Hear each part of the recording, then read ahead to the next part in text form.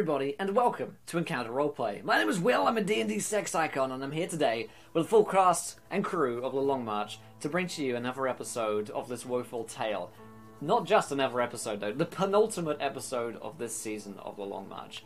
It's exciting, it's scary, demons are happening, bad things are happening. But let's go around the cast and crew, let's figure out who we are, who we're playing. Let's start with Mr. 16 Months over here, Mr. Encounter Josh, our Dungeon Master. How you doing, Josh? I can't believe it goes so fast. Oh. I'm so excited. I don't even know what to say. It's an exciting time to be alive. Yeah, we are back for Long March. It is the penultimate episode. I'm super excited. Terrible things are happening. Nothing bad could ever occur from being the penultimate episode. We had some big things happened last episode, which is what the other guys did last episode, who they are, and why we should care. Let's do that. You turned a little bit robotic. I want to check on that, but we're all good. We got Mrs. 13 Months over here. Actually, Tia beats all of you so far. 17. Well, I think school may have the running total. Anyway, Louise. I was subscribed in my heart for like 12 years. Wow. So that counts. That's impressive. Okay. Louise, how you doing? I'm doing great. I'm really, really excited, really scared, really unsure of if we're going to survive. But that's how I live every day of my life, so I'm very excited to see how this goes. That's right, you live in London, like Egham, so yeah, that makes a lot of sense. It's a terrifying place. I play Kazna, who is an Eldritch Knight fighter. Her adopted son has grown up just right in front of her eyes.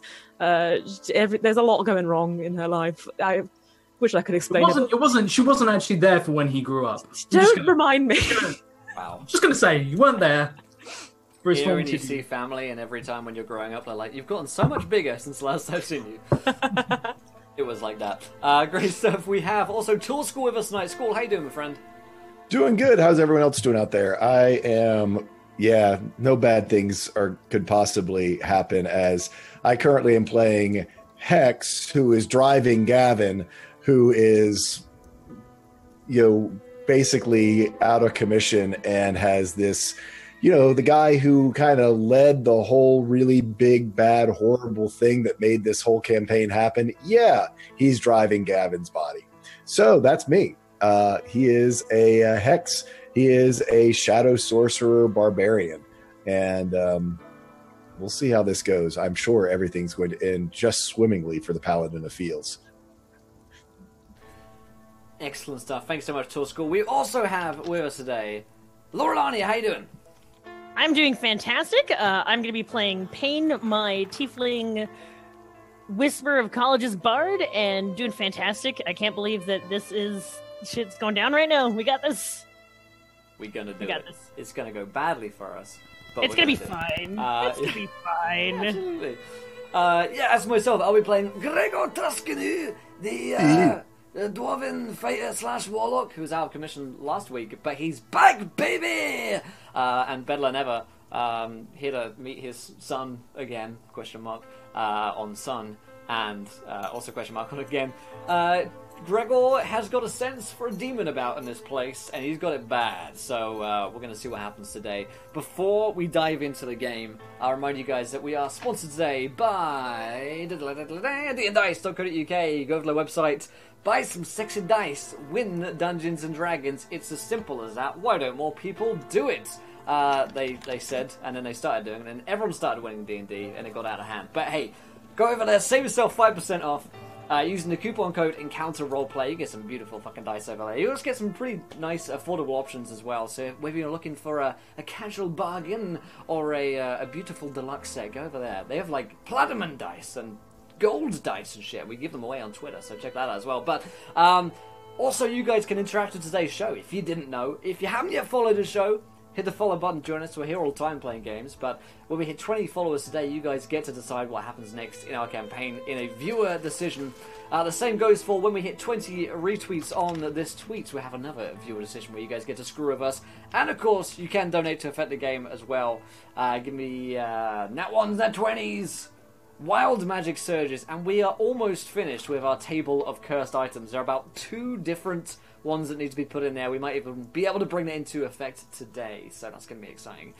Feel free to fill in a couple of those. But Kent heard correctly, Scab does have 6 wild magic surges already donated from Isreaver. God damn it, Isreaver. So I guess we could start off by rolling those. Josh, while I do that and I look them up, do you want to walk us through a little bit about what happened last time on the show? No, it's fine. I'll do that. You can do the recap. That's no problem. Good idea. I'll do that immediately. So actually, Gregor wasn't out of commission last episode. Gregor became a pirate. Yeah. The pirate lady always was inside. Yeah, he let his inner pirate out. That was exciting for everyone. The party started making headway into the city. They came across a couple of obstacles for a couple of these strange creatures that seemed to be the denizens that didn't make it out of the city before this infection took place, and they are explosively corrupted and unpleasant to deal with. You probably want to hold your breath around them because they exude this strange, almost like a toxic gas of some kind that seems to be laced with spores, and they get into you, and it is all of the bad stuff. So, there, Gregor's Tonga, your mum, mate, love it. So yeah, that was a lot of fun. And then we had a couple of other bits and pieces. We had a history lesson. We had a Drow history lesson. Will, you missed out on finding out about Drow Easter. Missed out, man. It was my best piece of storytelling, I think, of all time. It can literally never get better than that. You peaked. How does it feel? Mm-hmm. The legend of Drezus will continue. Drezus is all be praised. And we also found bats. What do you do with the bats, Torskal? You are muted. They poop. They poop.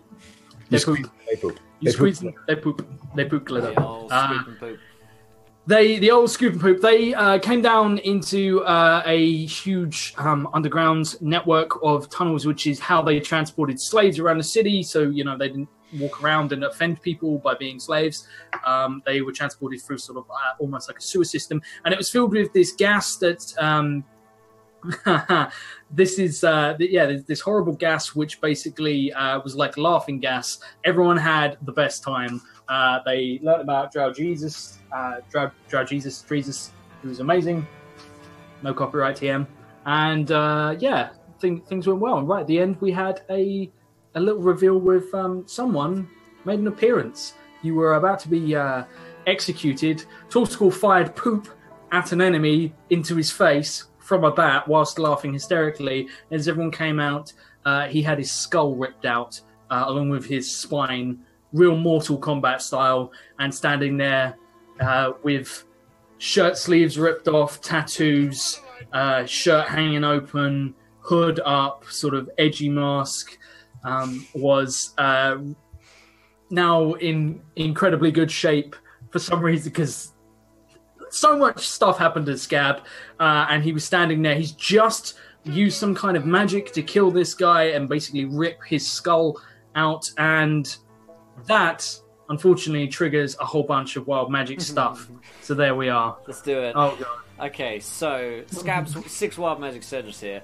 And Louise also has one from Kenta. We'll get it in a second. So he is wearing horse shoes. Scab is wearing horse shoes. Yep. Good. Good. His body is rumored to contain countless diamonds.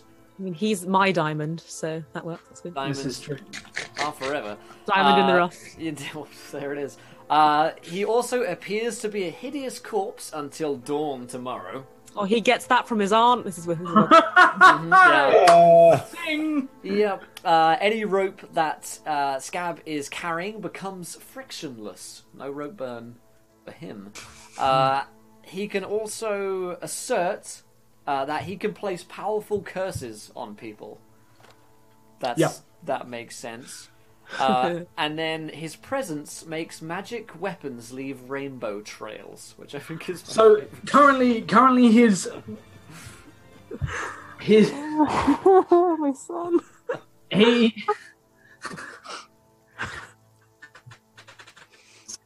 Currently he also smells like sulfur at any time he is there's the smell of sulfur around him. So you notice that as he always has, he has cloven hoofs for feet. Yes.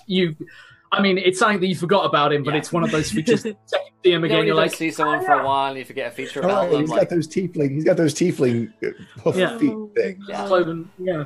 And he's got like you see that like where he stepped, he takes a foot up, and there's like skulls have been carved into them, so he leaves like edgy, cool skulls sunken into the ground. Where did we go wrong with parents? Where did we go wrong? We left him hanging above a sink. That was rhetorical, goddammit. We don't actually want to know why we were terrible parents. Also, Louise's, Kazin's Wild Magic Surge, your weapon can't injure anyone of the opposite sex. It's not good for me. Which weapon? I have many. Which one is this to? Oh, this is Hex's like dream. It's not good for me at all. As it is an odd thing to happen, I'm going to say it is your sentient magical weapon, which is real nasty garrote wire. I'll only, garrote women to death. Listen, I only kill women. Well, I mean, that's what I said. It would make sense because the women are who have the power, right, Lorelania?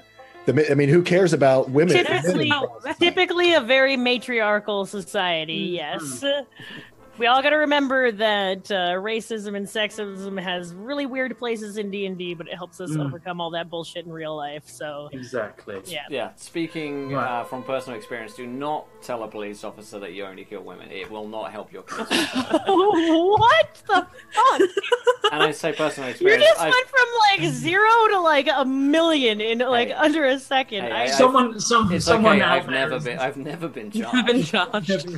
Also, I've got good news. Even better news than having my imminent arrest is that we have hit 20 retweets on that viewer decision. Oh my god. The next one's 30, let's go. Better news than my imminent arrest. Oh, great. I've got a good lawyer, don't worry. I have a great lawyer. I've got you might not see me next week. Let's make the most of it. So, Josh, should we roll in with a viewer decision? We will roll in with a viewer decision. So, some strange stuff is about to happen to Scab. He has just cast magic. Essentially, he's just had a load of wild magic surges. How does that affect the local fauna? So, what's the plant life around? What does the wild magic surges do to the local plant life? Ooh, that's what I want to know. What happens to the plants, everybody? Welcome in, Raiders. Thank you, guys. Indeed. Woo! What happens to the flowers? Scab dies. Sit right down, sir. Sit right down. How is that the answer to the question? That's always the answer to the question. What happened to the flowers? Ken is bringing Zune's mentality like to the party. Like, have you considered trying to kill everyone? Like that kind of. So remind me, because I've been away. I was away last week. What situation are we in right now? Scab's just ripped the guy's head off, right? You have just come out of a sewer into a huge courtyard, which looks like it was an exquisite, almost like a royal gardens. That kind of has loads of different places. It's overgrown to hell. Like the plant life here has just gone wild. I'm loving. Oh, this is not good for us. These are so many. I don't know. Fungal mecha armor for Scab's kind of cool. Yeah, I gotta say the fungal mecha armor, because cool. What's edgier than fungal mecha armor, right? Yeah, I feel like okay, it's just like be like, oh, I can imagine like Gregor being like, like a Gundam. He's like, Gundams are cool, Dad. Get with the time. This is totally fungus. This is entirely recyclable, healthy, natural, compostable. 100% organic. This reminds me of the vegan place we accidentally walked into today. It was bad. I walked straight out.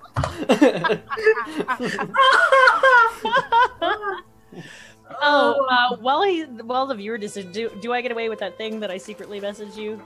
You will do when a situation where it's actually possible arises, yes. We'll be fine. Can you strike a nat 20 from Lorelania? Please. Just like slash it. For no reason. Skadoosh. Skadoosh. Oh, Will, what did you think of my hosting the other day when I got to nailed it, absolutely. The transition was flawless. Flawless. I mean, the production work that went into that was Breathtaking. actually up for an award, so it's in the mail. The Bible Thump Award. You're getting a twitchy. I'm getting a twitchy. Why isn't that actually a thing? There should be. A That twitchy. really should be a thing, a twitchy. A twitchy? Yeah, I'm down. We should do this. Okay, right. That'll be the next viewer decision: is who gets a twitchy. Like, I want nominations as opposed to anything else. That's going to be great. And what is a twitchy? So while we It's like find high school yearbook, man. Twitchies are definitely like high school yearbook. Oh yeah. I want to see Scab's high school yearbook. God. He didn't get to go to high school because he was hanging from He chains. was in the school of hard. Anti-Zoom. He was too busy. He was doing hard Your time. privilege is showing anti-Zune. Yeah. He's an edgy troll. Oh, join us next week on Encounter Roleplay. Eventually, we'll play There's some- a hosting there might be skill dice coming in involved. again. Don't roll too many nat ones because we want to be laughing there when you do. Good night, everybody. Have her out. Okay. All right, let's do this thing. Let's play games. She said the thing. Right, okay. So, you guys just come out of the sewer, which is like the underground. The way I described it was, if you guys know anything about Disneyland, I did this for school because I know he does, that underneath Disneyland, there's like a secret labyrinth of tunnels that staff can walk through without, shattering your illusion. I'll do it right here on Encounter Roleplay and ruin the magic for all of you at home. And yeah, it's sort of like the maintenance area where slaves were probably transported through and everything like that. You're coming out of that now through a cave-in into this huge courtyard, overgrown plants and gardens everywhere, and there is what looked to be almost like a guard patrolling, except he was horribly misshapen. Like his whole arm was like a huge piece of fungus that sort of like spread out, like almost like a pauldron. And yeah, he turned with some pretty vicious-looking biological weaponry of, like a huge bone claw, and Scab ripped his fucking head off. And then you missed the greatest line ever, where Zune, she's not Zune. That's the only redeeming. It's been It's weeks. the only thing she has. It's been so long since she died. She, Pain was introduced herself because Scab didn't recognize. Scab looks very different now. Scab is like probably late 16, 17, somewhere around that age. And he looked, something to mention, Pain is now 32 years old and a voluptuous woman because wild magic surges.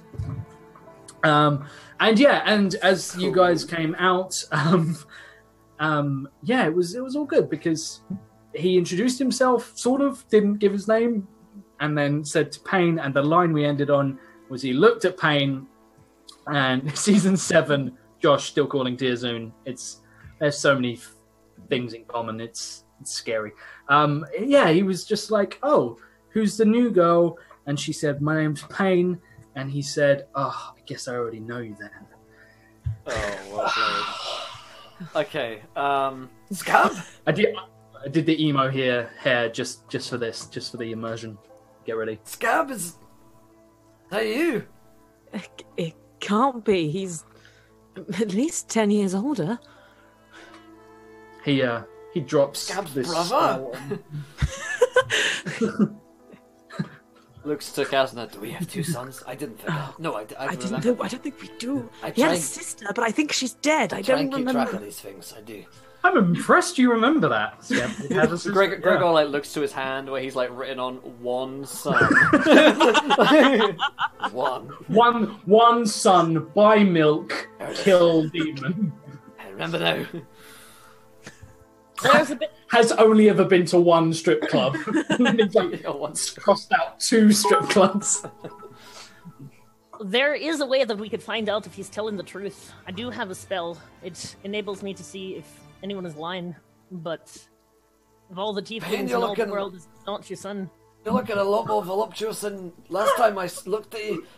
There's a lot that's just happened. Not that I look at Kazna. Not that I notice these things. Not that I notice these things. Not that I notice these. I don't notice Gregor. at all. Other women, yes, Gregor, we will be speaking about this later. Okay. Israel donates £5. Wild Magic says for scab. Oh, God. it's happening. All right, that's a fucking command now. Okay, Israel. It's goddamn it, is Reaver a wild magic search now? It sure is. A wild magic. Right. A wild Am magic I roll- scab. I think we should call him now. Yeah, you can roll it. 4226. 226. Pulling a scab. It's just Yeah. and everything just goes fucking wild. You go like this. Countless glass shards whirl around the target for the next. For the next one round. For the next round, glass shards whirl around Scab. Okay, so you know how there's another thing that you'll notice. Scab is a vampire, and as you said, he's almost like he's got diamonds in his body, in his skin. He glitters ever so slightly. Is he a Twilight vampire? He glitters. No. He's got like the sparkly skin going on. It's you know. I love Score's face just. I'm giving my subscription Wild Magic search to Scab since he's a glittery vampire. Grumble. I just want my son back. He hasn't managed to say anything. Literally, the last thing he managed to say was. Okay, another Wild Magic search. 8573. All within 50 yards appear to be covered with festering sores. Oh, great. Oh, damn it, Tosco. That's what I get. That's why you can't attack those stupid, flashy vampires. But it does fit the story. Mike, screw you. Don't call me out on my bullshit. I've seen right. Okay, here we go. The beanie emo hair. How is my look, you son of a bitch, Mike? This is how I roll now. Let's just get with the times, okay? You're done. Remember when we used to roleplay it? I've moved on, okay? So there's glass spinning around our grown son. No, so it looks like everything around him glitters. Like when he glitters, everything around him glitters, and you can make out like shards of the building, the tower that's fallen down, and it seems to almost like you can make it out. He's sort of reflecting the particles, these tiny spores that are everywhere in the air, and as you guys come out, you notice that you've got you've kind of been crawling through certain places, and you've come out with cuts and scrapes in a few places. That's going to be a real problem for you guys, having open wounds down here. At the moment you're dosed up, you have your you've all taken your daily vial, but how many do we have left, Mr. Tall Score Man of the Vials? We distribute them. I have 2. I believe that Louise has 1. I think Payne has 1. I think Gregor still has 2. Yeah. Okay. However, in front of you, you have your glittering sun, and it's beautiful. It's a beautiful moment. Tears everywhere. He doesn't cry; it would mess up his mascara. Scab, is it you? Tell us something only the real Scab would know. I mean, when we last saw you, you were 6. And it wasn't 10 years ago. I don't know if that matters, because if you remember just a few moments ago, I was the same as him. You are, yeah. But at least we saw that happen. This is a little bit different. You know, it was kind of hard for you to see, considering you left me in jail. That isn't that sounds like Soundcast is like, my son doesn't talk to me. You do not talk to your mother that way. That sounds like something my son would say. I very rarely talk to my mother. The only reason that we're in this goddamn place is to save you. Oh, so it's my fault. I see. There's a change. Oh, you kind of turned into a dick, didn't you? Wow, we've been on this whole thing because of you, and now you're here, and you're not very grateful that, we've just kind of thrown away our whole lives. Picks up like what it looks like some kind of strange fruit that has grown from a nearby plant, and just holds it in his hand, crushes it, looks at you. Yes, the apple doesn't far fall from the tree, Dad. No, it doesn't far fall from the tree, because that doesn't fucking make sense. See, this is why you need to stay in school, and you end up like a dim twat like me. I don't know if school would have helped him. It didn't do a heck of a New way of saying it, Dad. Learning switching. No, After everything that we did and we sacrificed for you, I he I turned don't out believe into a dick, Kaz. Oh, this is the worst. I thought he'd be alright. I thought I might like him, I don't. I thought if we left him for a bit, he I would thought he'd become just like leave him him. to it, he'd figure it all out, you know? Okay, firstly, Gregor, do not talk to your son that way. Son, do not talk to me or your father that way. Maybe let's just not talk. We could do that, you know, none of us could, like, talk to each other. That we could be that kind of family, you know, just repress everything. Why break the habit of a lifetime, hey, Dad? Okay, It's been like it was a long march, okay? Jesus, a lot has happened.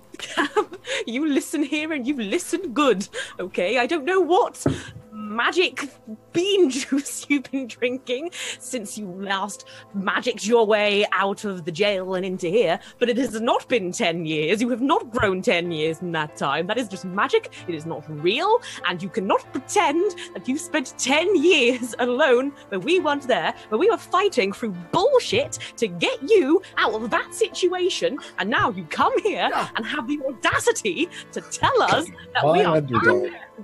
This is like since like episode 3 we've been on this shit. Oh, scab! I literally crawled through shit for you once. I did not do that. Did I do that? Yeah, you got flushed through shit for him. Oh yeah, I did that. I did that. You You've actually been through literal shit. said shit. Yeah. As much as I'm enjoying this family reunion here, I want to remind y'all we're on a bit of clock. This can wait. We've already done it. I mean, as far as I'm concerned, we fucking won. I'm gonna retire now. He's free. I'm done. I don't know if you can retire from this. This is going to spread. If we don't deal with it here, it'll spread across the land worse than Hex's curse with the tieflings. I don't know that I meant to care, I guess. I mean, honestly, I didn't care about, like, saving the world. I never fucking have. I was trying to get him out, and now he's out. But now you've got a little one to look after, and though he's a little bit of a cunt, he's still yours. You make a good point. And you, Gregor. I say, pointing at this. Oh, no, wait, go ahead. You first. and Gregor, we are literally underneath of a tower where the whole idea is to knock the tower down. Imagine the destruction that you can cause. As he finishes that, I point at Skeb. And you ungrateful bastard, you should be so lucky that you have a ma and da that cares about you. I grew up here in the Underdark with nothing, and these people are willing to go across the world and back for you. The least you could do is show a little bit of gratefulness. They took me. They mortally wounded me. No. They turned me into a vampire We did against my not will. do that. That left happened me whilst hanging we from a weren't there ceiling. because we were being killed. Yeah. Psychologically tortured. Not our problem. Fault. And got me imprisoned to a slave caravan. Am I forgetting everything else? Left me with a babysitter vampire. It must have been so hard for you having a ma and da that cared about you. You could have been here in the Underdark where they wouldn't even want you just because you were a tiefling. You fucking jerk, I say in a bristle. He says, right, well, if you're done. And he turns and he I just look at literally- Kazna and Gregor like, what the fuck? Catherine is shaking. I She, shrug my not with shoulders. anger, she is so deeply upset. This whole thing has been such a fucking waste of time. I can't believe I went on this whole thing with you lot. I put up with Zune for weeks. Where is Zune? Zune's dead. She's dead, mate. Okay? She Gab, fucking died. We came down here to save you. She died and for kill you. your sister. So do you want to be ungrateful now? Do you want to say that we've done nothing for you now, that we've been through nothing because of you? My sister is dead. No, I kind of liked her, actually. Well, there you She go. fucking did. Fucking did. She was pretty cool. Anyway, and he pulls a knife and he begins to very carefully cut chunks off of this thing that he's just killed.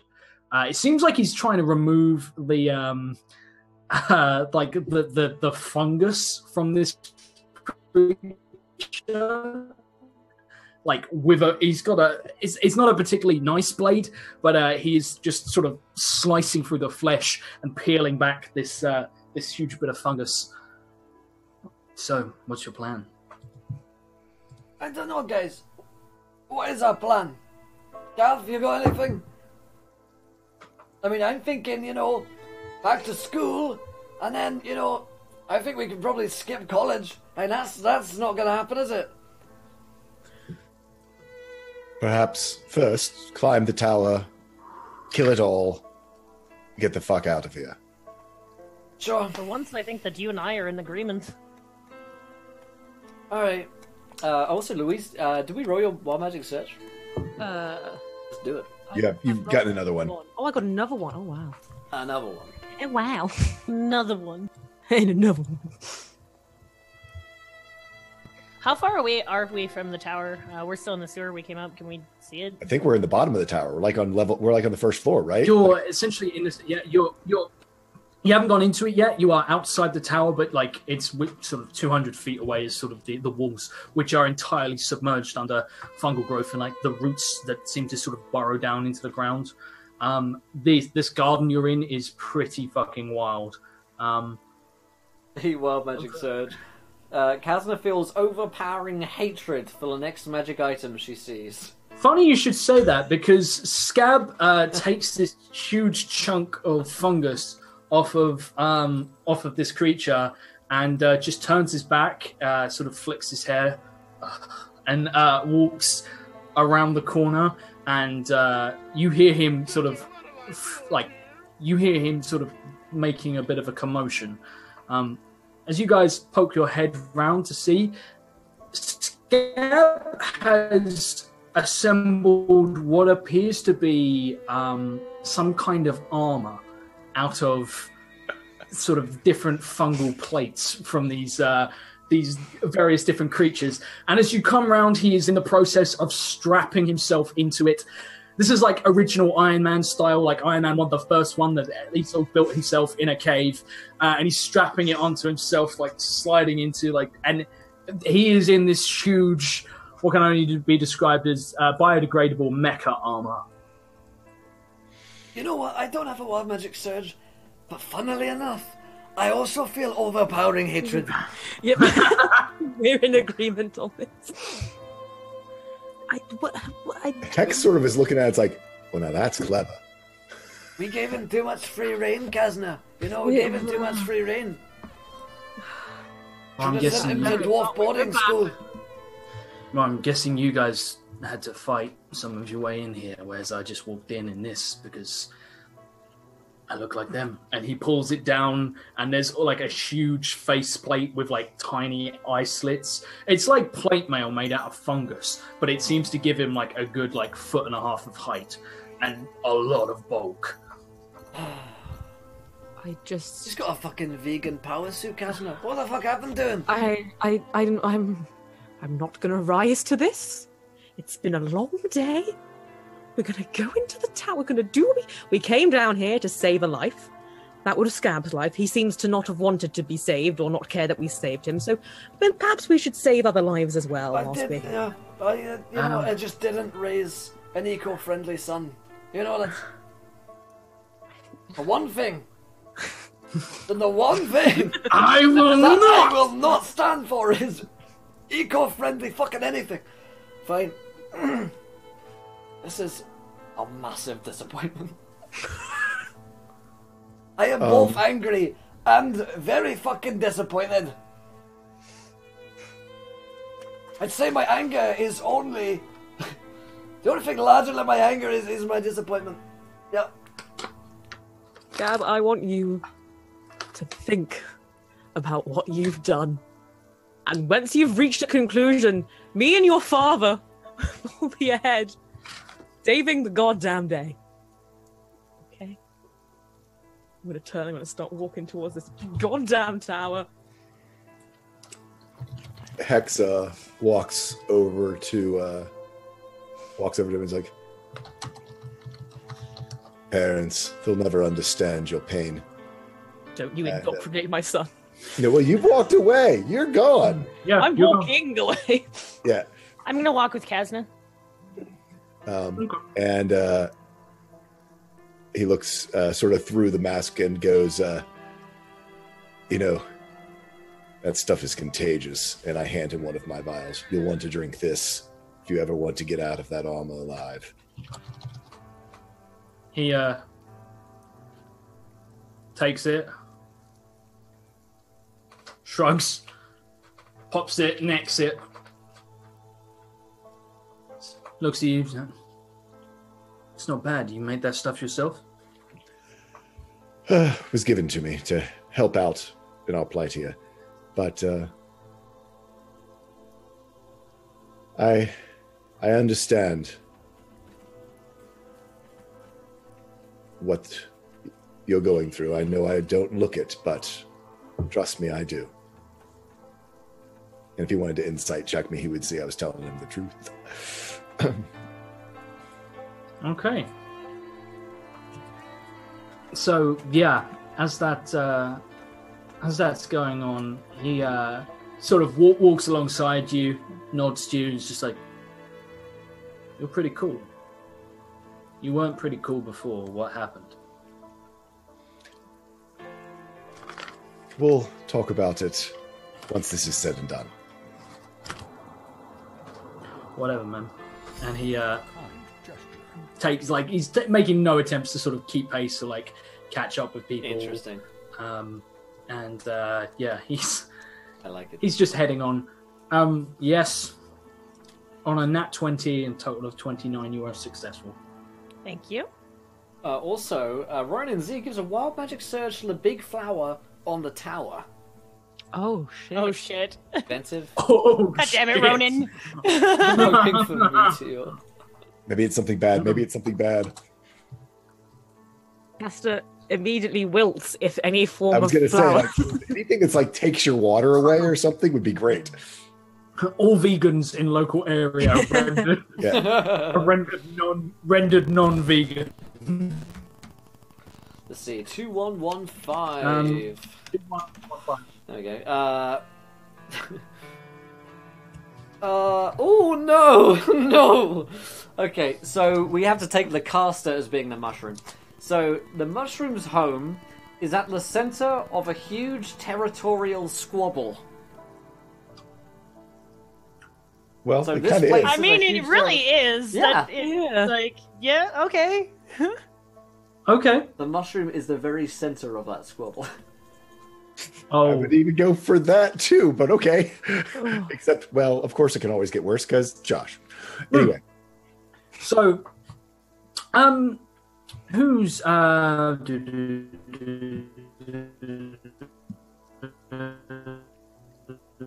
The robot is real. everyone but Pain. There you go, you're Scab back. super edgy. Scab super edgy. What? Scab has a voice modulator built into his mecha armor. Of course he does. Of course he does. Yeah. So he turns sort of walking ahead, paying no attention, doesn't have time for anything. Everyone other than Pain, roll me a perception check. Gab's going through a phase where he listens to a lot of Daft Punk. So, It's like it's think not it's one of cool my to walk near his parents, so he has to walk quite far away. He's at that age. So he can walk with you guys because you're not even my real parents. I will fight in real life. Got him. we'll find you in real. It's a perception Last check time- you wanted. Yeah, everyone perception check. Last time I saw Louise in real life, she threw a lacrosse ball at me. No. You were supposed to catch it.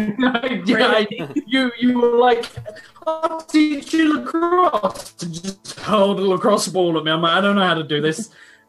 Gavin, Gregor is blind. This is fun. I'm Gavin just gonna be. disappointed right now. You're just disappointed. You're drowning in disappointment. So Kazna, you on a 19, you hear something. You hear what sounds like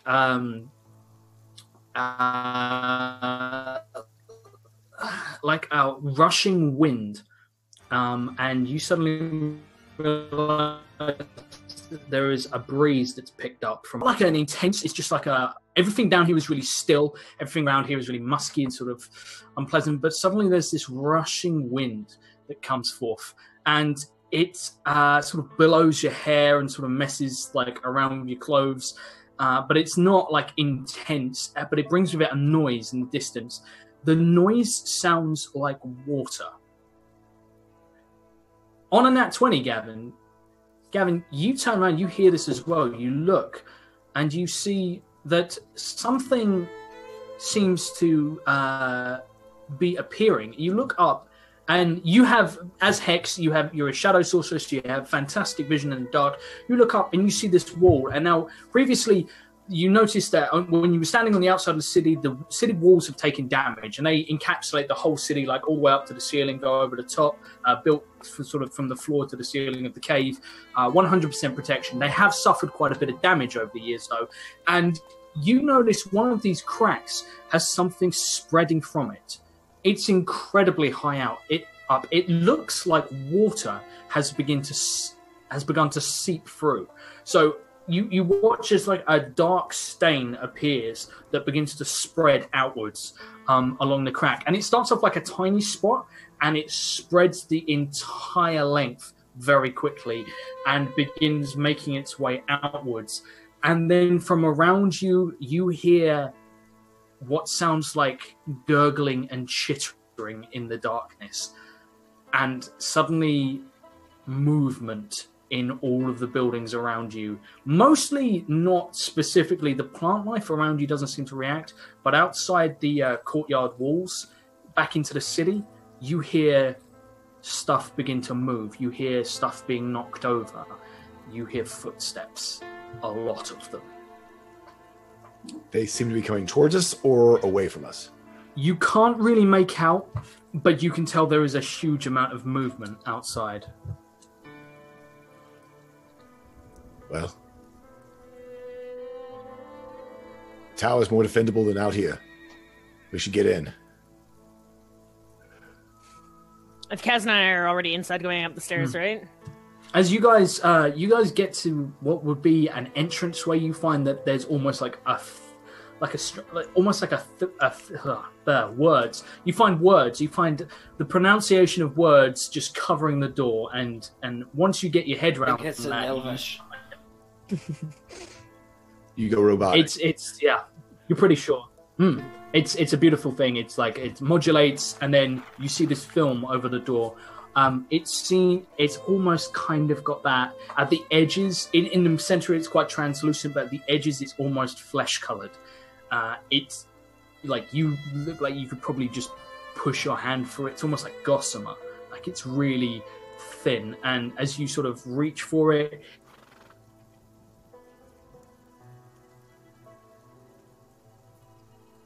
it slowly unwards, allowing you entrance. Very slow. It's a particularly unpleasant sort of experience, as the inside of this place looks like slightly tinged green necrotic flesh. But by all means, you can go in. I mean, I've seen my fair share of tinged necrotic flesh. This is normal. You've fine. eaten with Zoon, it's fine. Yeah. You've been to restaurants. I'm gonna head on it. So, as you head inside, the first thing you notice is you come into a huge entrance hall that had like huge pillars running down either side with like tiny alcoves that led off into sort of adjoining passageways. But most of the floor is slick and uneven and has a softness to it that is unpleasant. And you feel like as you take a step, you leave a permanent mark. You feel like you break through, sort of almost like breaking through flesh or skin permanently. And every step brings with it a smell that is, it's not unpleasant. It's like when food goes rancid but goes beyond sort of like being able to smell bad anymore. It's just it's full decomposition, and you leave like these horrible wet footsteps as you step into a huge chamber. The pillars, half of them are destroyed, the other half look like they've been entirely consumed by vines and other plant life that's sort of swarmed up, almost like there's an outbreak here of this place looks like it's been abandoned for hundreds of thousands of years. But as you step in, you see that at the other end there is a huge opening into a secondary hall with a staircase, and one of those big, beautiful grand staircases which sweeps up either side with a balcony above. And set above you on the sides of the wall, there are sculptures of Drow, Drow society, people, mostly warriors, but you can notice that a lot of them look like they're of the arcane practice. So Drow standing there, sort of standing strong above, sort of some of them just on pedestals held up by the lesser races, casting elemental magics and sort of causing decimation. There are homages to, like, you know, other races being hung, drawn, and quartered and executed in grotesque fashions. But there's also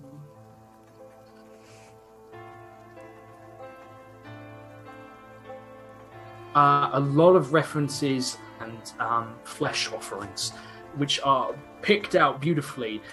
However, all of these seem to have... Oh, have I gone? All of these seem to have, like, stuff growing over them that gives them an extra twisted sort of taste.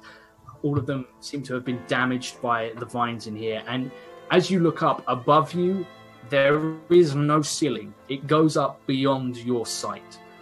Even being a drow, you can't see above you. It just vanishes into the darkness above.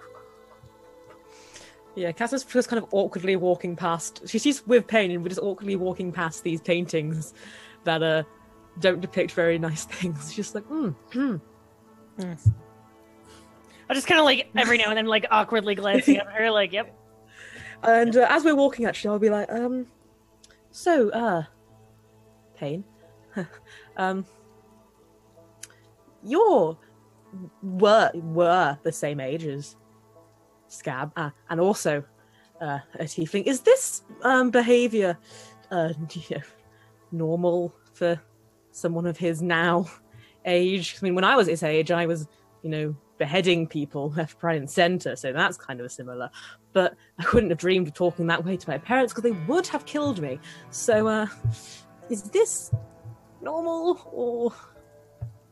Well, Pain, should I execute my son? Like, I feel like... No, I'm not asking that. Is this behaviour normal, or is something wrong, or... Mistress, you must understand that... Yes, it is. It is normal for every tiefling. It is... We push ourselves away from people because we are afraid of getting hurt. Try to understand that when your young boy went in, he was nothing but a small one, and what he is feeling is real, and while we all have been fighting for him, he's felt nothing but pain. Nothing but loneliness, nothing but hurt. But the fact is, he's here with you now, and I know the love in your heart that you bear for him, and like any good mother would. Carry on. Let him throw a tantrum. From behind you, you hear...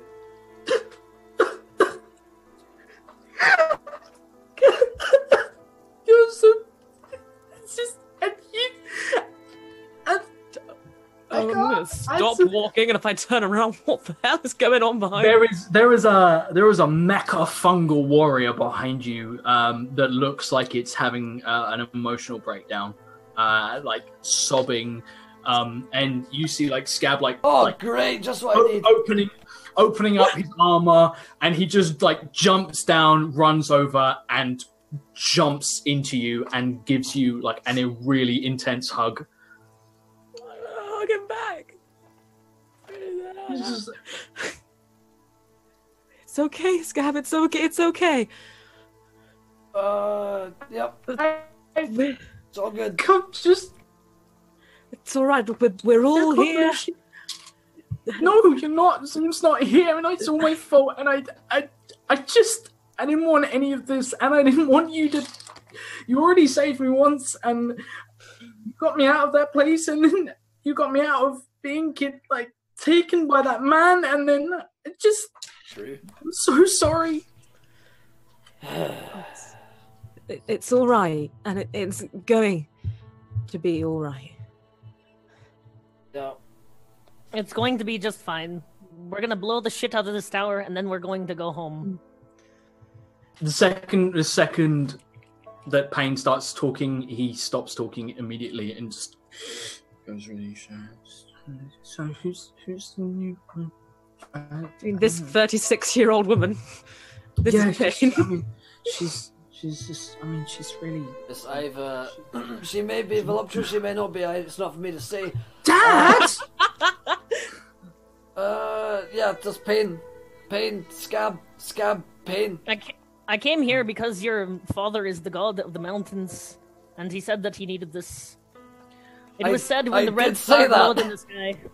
I definitely did say that.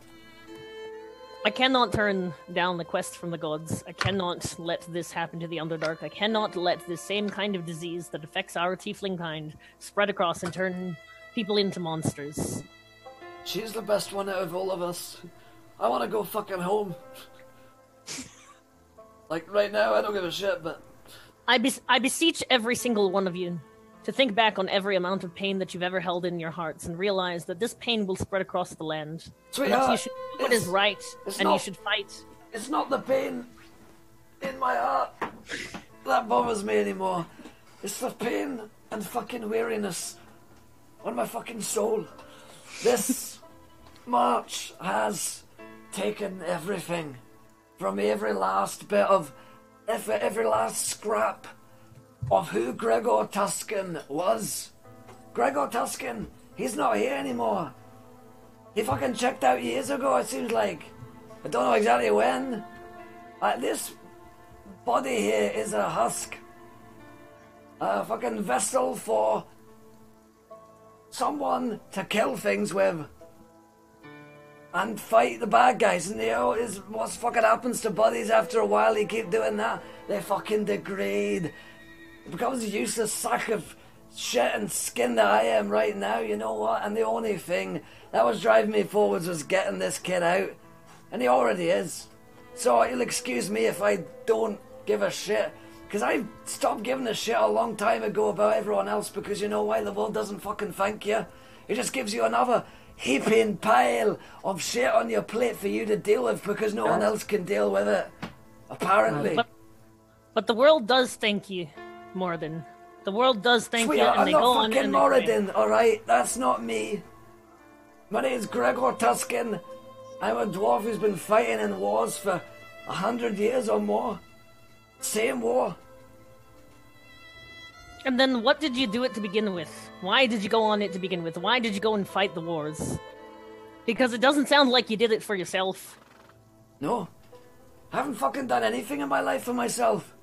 Because it all becomes just about service, duty, and honor, and doing the right thing for everyone else. You know what? Then do the right thing here and now. Fuck the right thing. For once in my life, I'm gonna be fucking selfish. I'm gonna do something for me. Then leave your potion here and run.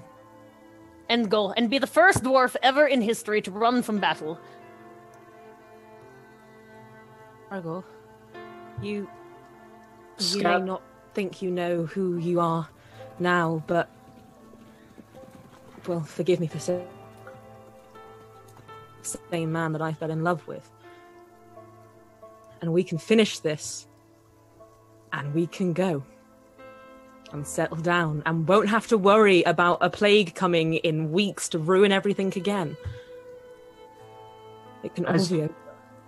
As you say that, Scab has turned and he sidesteps, so he's standing in between Payne and Gregor, and he looks at Payne and he's sort of staring at the ground, and he wrings his fingers and says, "My dad has never run from anything. And he's been through more than you know, and no one has ever done anything for him.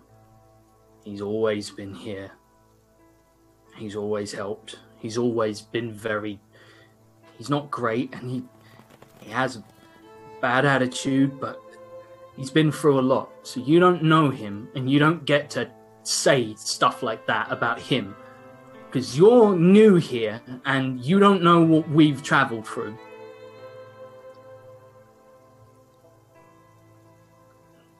I look around kind of disappointed in all of them, thinking that I had met this great group of heroes, and I see them wanting to turn, and my wings kind of slouch down for a moment.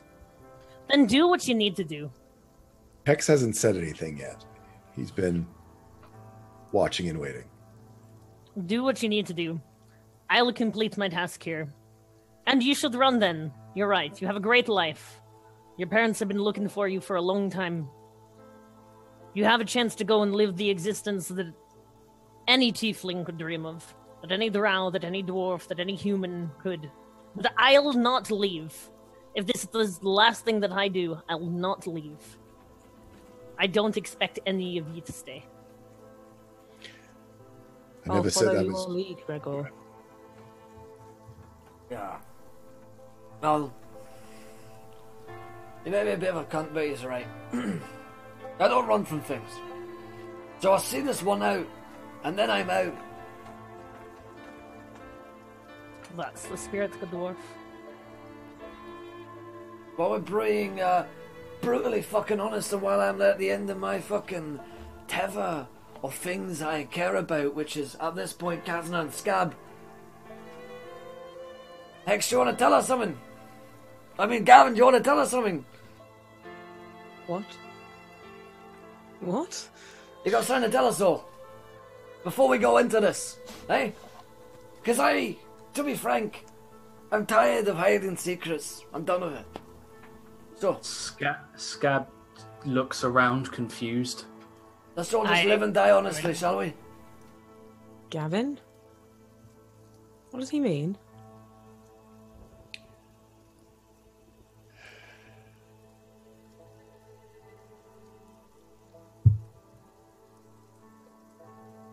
Well, here we are, aren't we? Gavin's been gone for quite some time. Immediately drawing my sword. Scab, stands between you and him. Who are you? With his back to you.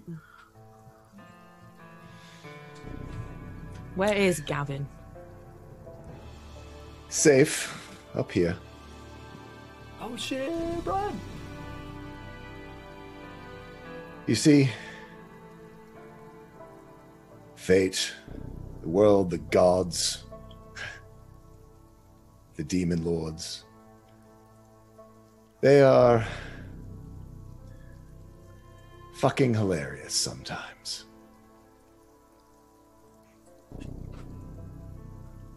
When the goddamned Pentaval 5 with a Tarask in tow and Draco Liches fighting and armies the likes of which this world have never seen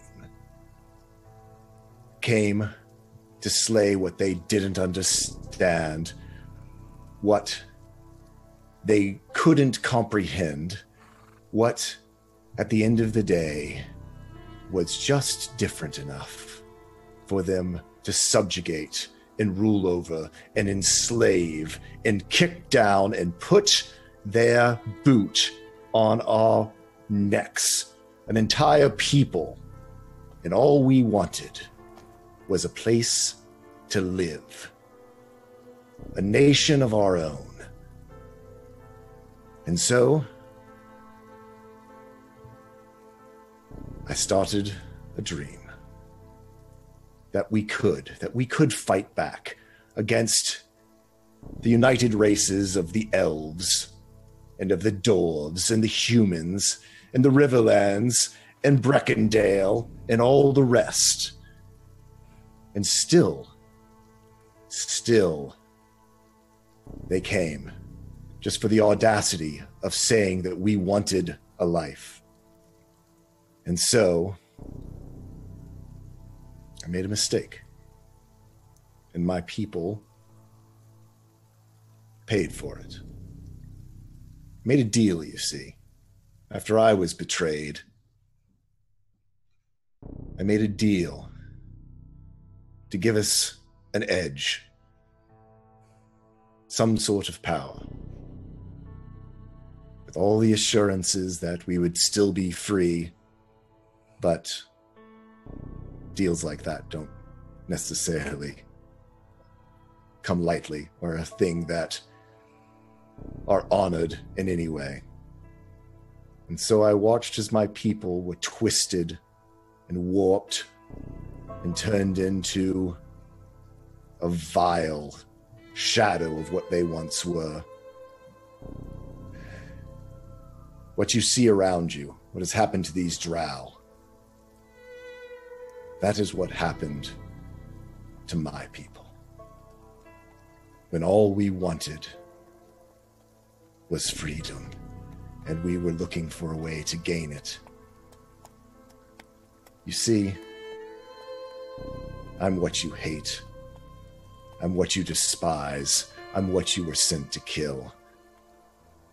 I am Hex. Thank you for the monologue, Hex. Yee. I have so many questions. I've been inside his mind and Gavin is there. Trapped. If he dies, Gavin dies. You understand? He cannot die. Answer me one quick question. It won't take up much of your time. Yes, I did. Shit.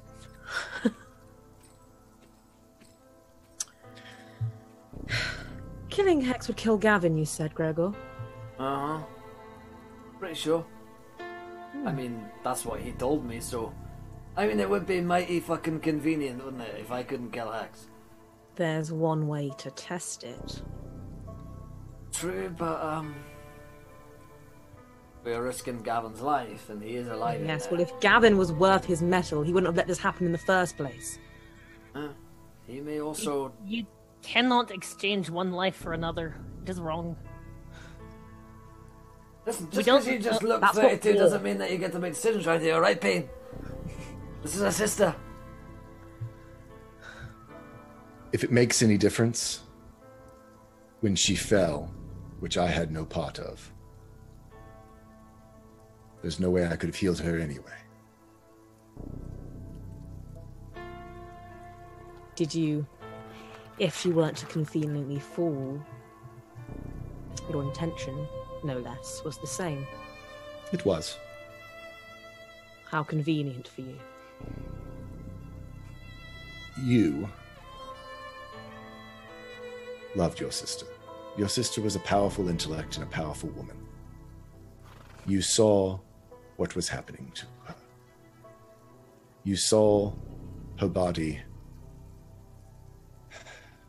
put together from scraps, falling apart, pieced together, lurching its way through this world.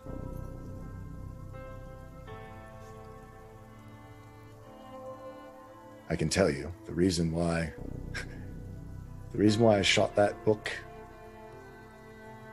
when it fell out and it looked like it was coming to life, because I can tell you, somehow, with all the powers combined of the Pentaval Five and a Tarask and the forces of the nature and the gods themselves, laughingly, here I am, in a fucking paladin.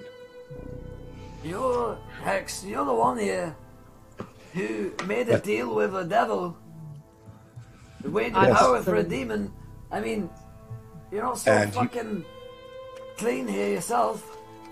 You think Zune hadn't made a similar deal.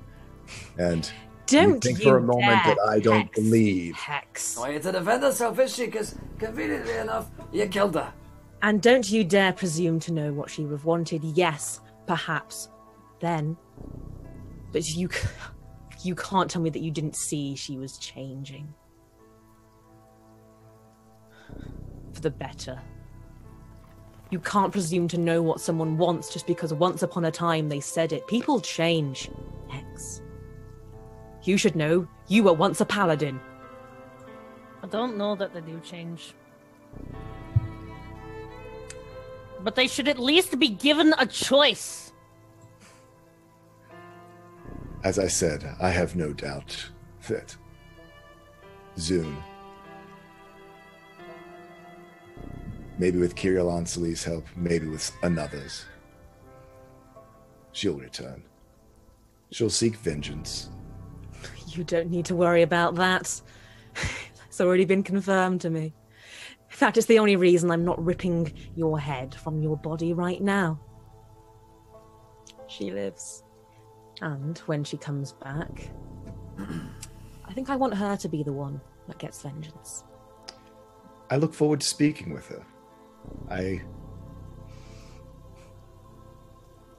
Whether she wants to acknowledge it or not,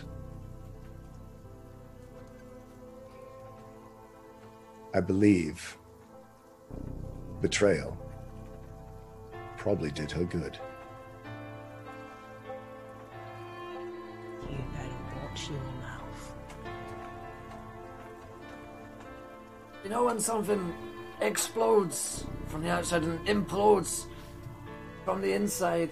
That's what's going to happen to you, probably, Hex, and it's going to leave you as one solid egg of fuck.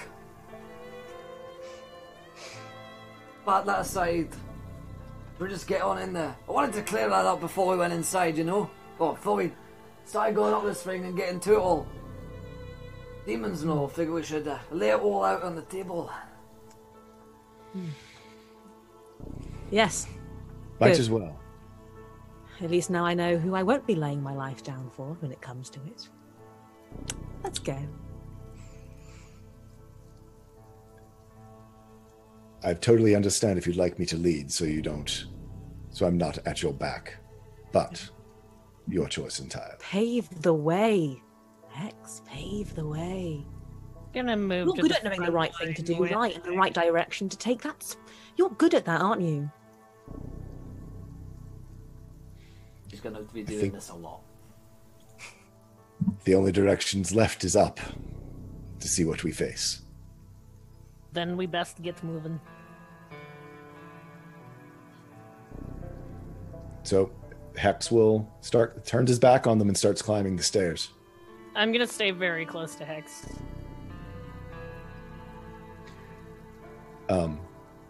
If she's within speaking distance, I'll look over my shoulder, watching my step. As you said, this is kind of weird. It's not just normal stairs. Is it like single file stairs, like going up a tower, like traditional spiral style? Or... No. These are two sweeping staircases that lead up to an upper landing. As you come into this second hall, you'll notice that there appear to be like a huge sort of stairs that go, they wrap around almost like a double helix. Gotcha. So they go round, they mirror each other, but there are pathways exactly like a double helix that sort of spread across that let you go from one side of the tower to the other, and there seem to be a lot of damage to the interior. You can't see up to the top. It just vanishes into darkness.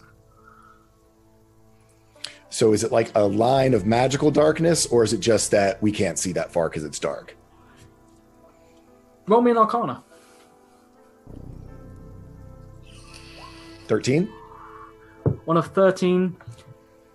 You feel like you should be able to see further, but I mean, there is no light coming in from the outside. It is completely pitch black. So whether or not it is magical, whether or not it is just crushing darkness, you don't know. Just to see, it might be that it's more powerful than what will get snuffed out. But I'll cast light just to give it a test. I'm assuming we'll see. What is it? What happens? Does it help at all? Oh, say that again. Sorry, Cast light. Are you using one of your little? Oh, sure. Yeah, I'll use a bat. I'll use a bat mouse. So you pull out a bat egg and squeeze it, and it sharts out a beam of light.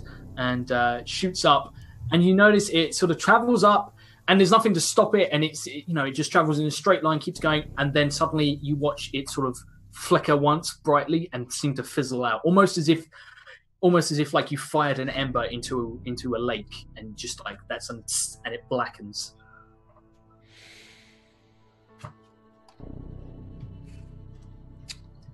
So I'll look over my shoulder to Payne as we're going up one of these series of stairs and go, there are many stories about me, but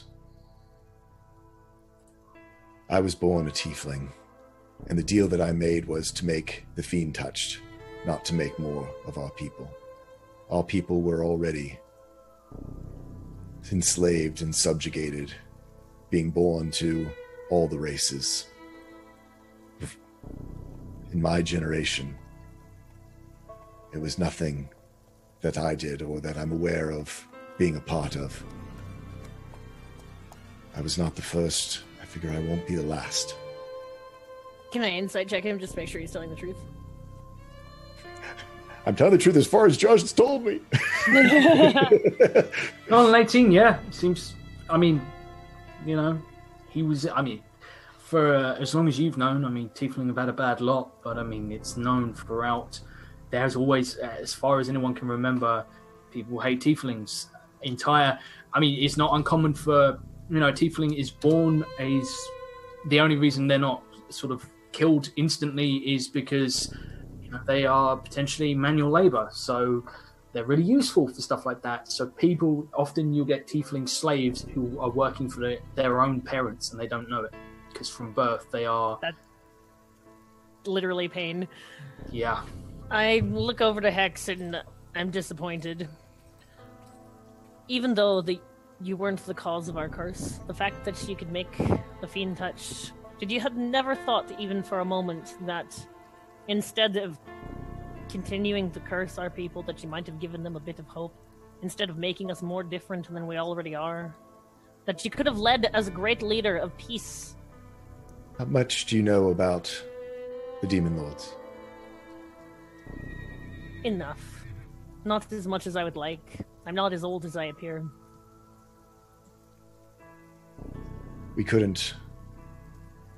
We were fighting with rakes and clubs against magics we didn't understand.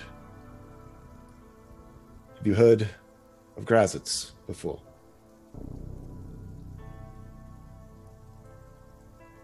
Oh, you're muted. Have I heard of Graz before?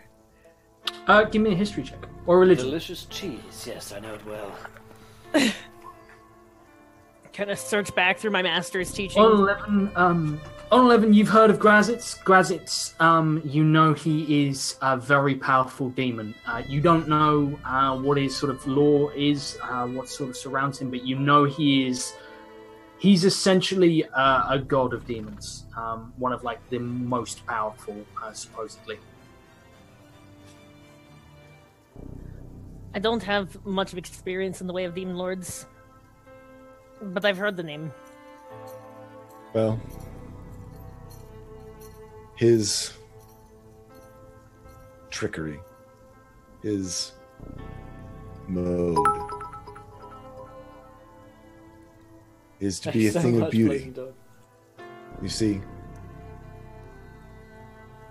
I didn't know I was dealing with a demon lord. I thought I was making a bargain with an angel. You still have a chance to make a bargain with an angel. Defeat this here, and come with me after, and we can free our people. Well, you see, I just plan on hurting it real bad. What's up there? I felt it since I got in here. It's a demon lord. And I don't think any of us are getting out of here alive. Well then. But we can certainly stop its plans. I'm not going out anywhere without causing a little bit of pain first. Speaking of pain, you have a magic sword from Blazing Dog. Thank you, my friend. I punch into the wall to accentuate my point and pull out a magical sword. No. Yeah. I do punch into the wall, frustrated with the fact that my whole life's quest is to find Hex. And in the moment that I think that I finally found the person that can give to me the answers that I've been searching for through my whole teenage life, disappoints me. And it is frustrating, but just kind of quick punch the wall just out of aggravation, flare my wings, and then let them back down. It's the best course of action. So, who's the sword to, sorry? Me. Pain. You know. Okay. Yes, that is to Pain. Okay, give me Just to one- confirm in I'm- case Tia was like. kidding. Yeah, I was like, I'm gonna wait for someone that isn't here to tell me that it's Batia. Wow, guys, it's like you can't trust me with magical items or something. It's like we got a traumatized. There's this book of darkness. history. Who's that It's like going? we got this list of terrible I'm stuff. playing a good character. Come on, guys. I'm like, let's go defeat the evil. Let's be one and be a family. But you guys are all like, I hate everybody here in this party. You guys are not nice people. So as I'm gonna just bring up and I'm gonna homebrew a magical weapon. We're gonna cut back to the other knobheads in the party. We've got Mum and Dad traveling along with their son, who looks like he's sort of going through another, almost like an anxiety attack that's kicking in. It might be.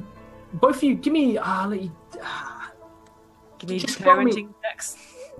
I'll let you roll either wisdom or intelligence. It's up to you. Just a check, just a straight check.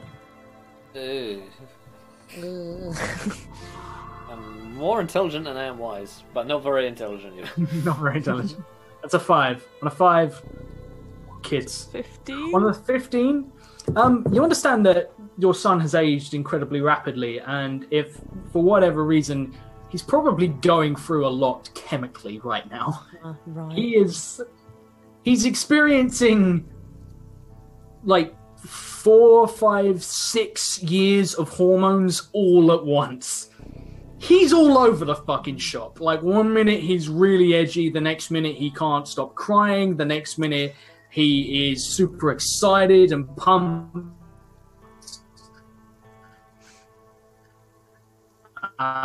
He's with rapid aging. It's probably doing quite a lot of damage. I'm gonna kind of lean down next to Gregor and just be like, I think it might be time for you to give him the talk. You know, What dog? you know, the talk. I mean, what? he's grown. He's going through the young Oh. person things. Sex. Yeah. It's Sorry. time. Like he just stares at the ground, mortified. Just like he doesn't go red. He goes pale. Like his skin goes like pink and then fades to almost like a white pastel. I say very loudly, don't worry, I'll nail this. And then like a very lecherous like and wink. Kind of goes over to Scab. Hey, what's up? Not much. Just So, been Yeah. busy. Yeah. so fucked anyone lately?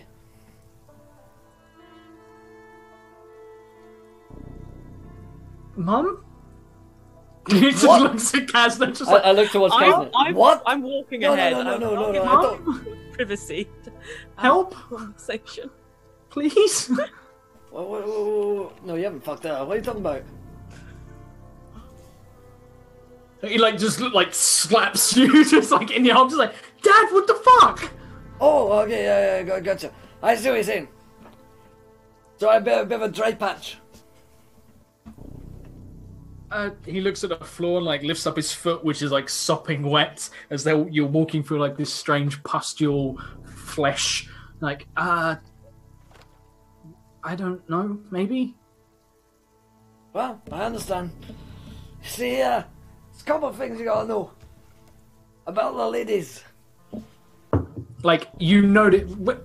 I'll give you on your passive. He straight up just looks towards where Payne's walking up ahead, and he just looks down again, just like. Oh, I know that look. That's the look I was given to a little someone called your mum. Dad. Yeah. Well, I guess you two have got a lot in common, you know. She's fucking crazy. She's a tiefling. She's probably into all kinds of whips. So what I would do is try and get your pain threshold, and I don't. That's not a pun, by the way, but I guess it is. Up a little bit, because she's probably one of those that's quite into knives. Just by looking at her, that's one of the first things I can tell about people. He's got like a knife in his hand, and he just like drops it on the floor, just like. Yeah, you know, you'll be wanting to hand that to her. She'll be the one using it. But you know, you're a vampire, so you know, I'll set you up there.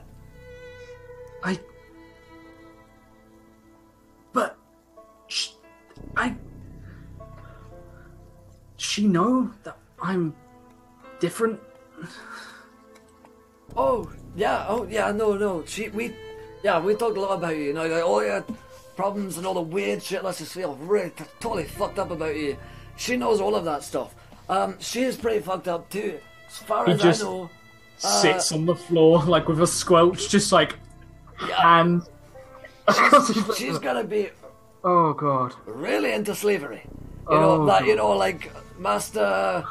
You know, that kind of thing. She's gonna be into that. So what we'll do is, you know, there's a brothel near here. I've been to thousands of them, but don't tell your mum.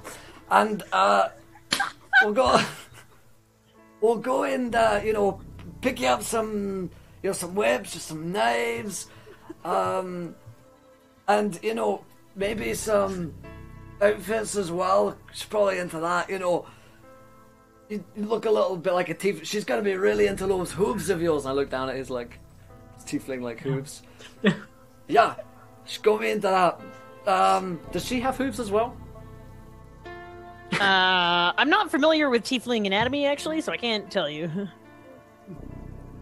It's a choice you can make. Yeah, it's up to you.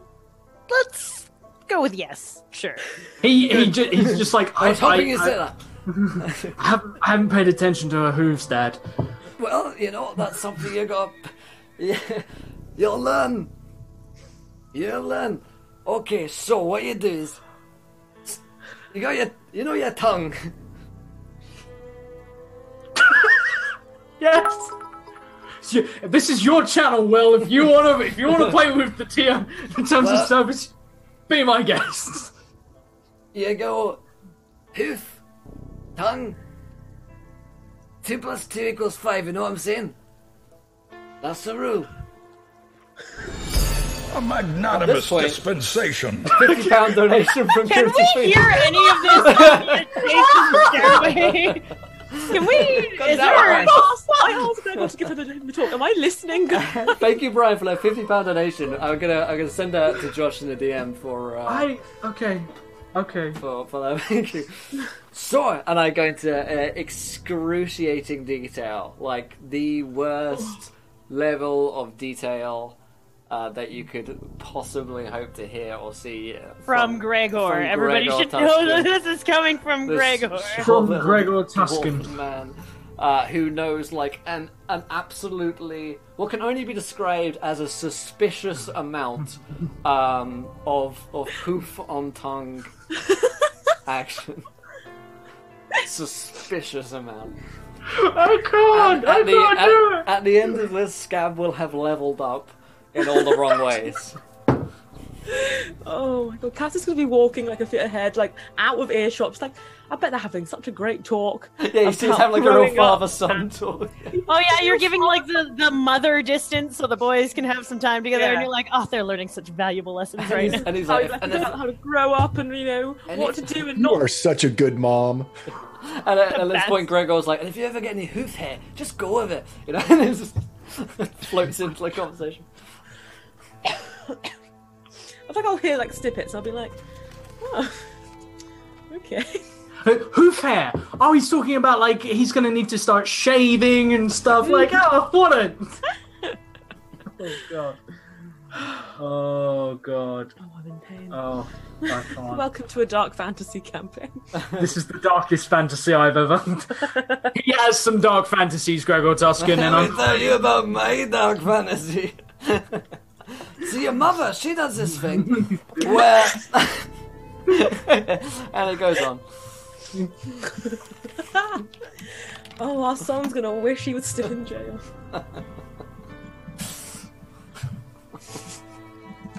You know how I can vomit up fire? She's a real Hoya.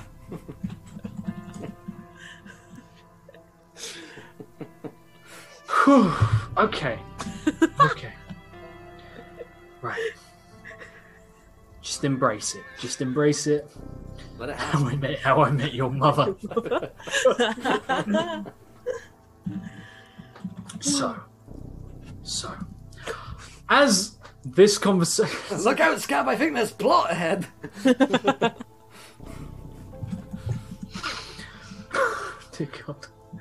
As this happens, it's all right. It's the penultimate episode, but I'm all for the sex ed. There's some people in chat like taking notes. Hoof hair. Okay, got it. Yep, thank you. Okay. So, Welcome. as this happens, from up ahead, as Kazna's not paying attention, sort of like stealing glances back, looking towards the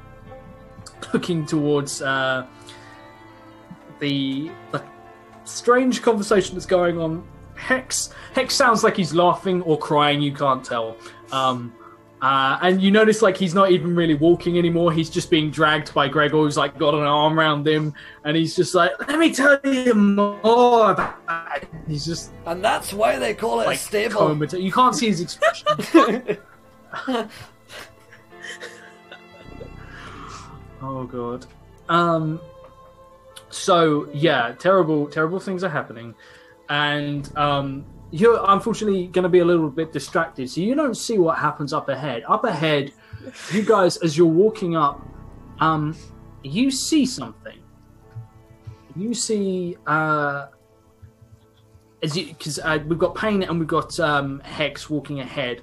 You guys see up ahead of you. There is, you sort of, as you sweep round, your light reappears. The light that you fired up, that vanished, reappeared, and it illuminates something on the path ahead of you. What you see is looks to be the first thing that sort of looks wrong about it is it's silver. Everything else up here is sort of like a mixture between flesh tinged with green, a little bit of purple in there.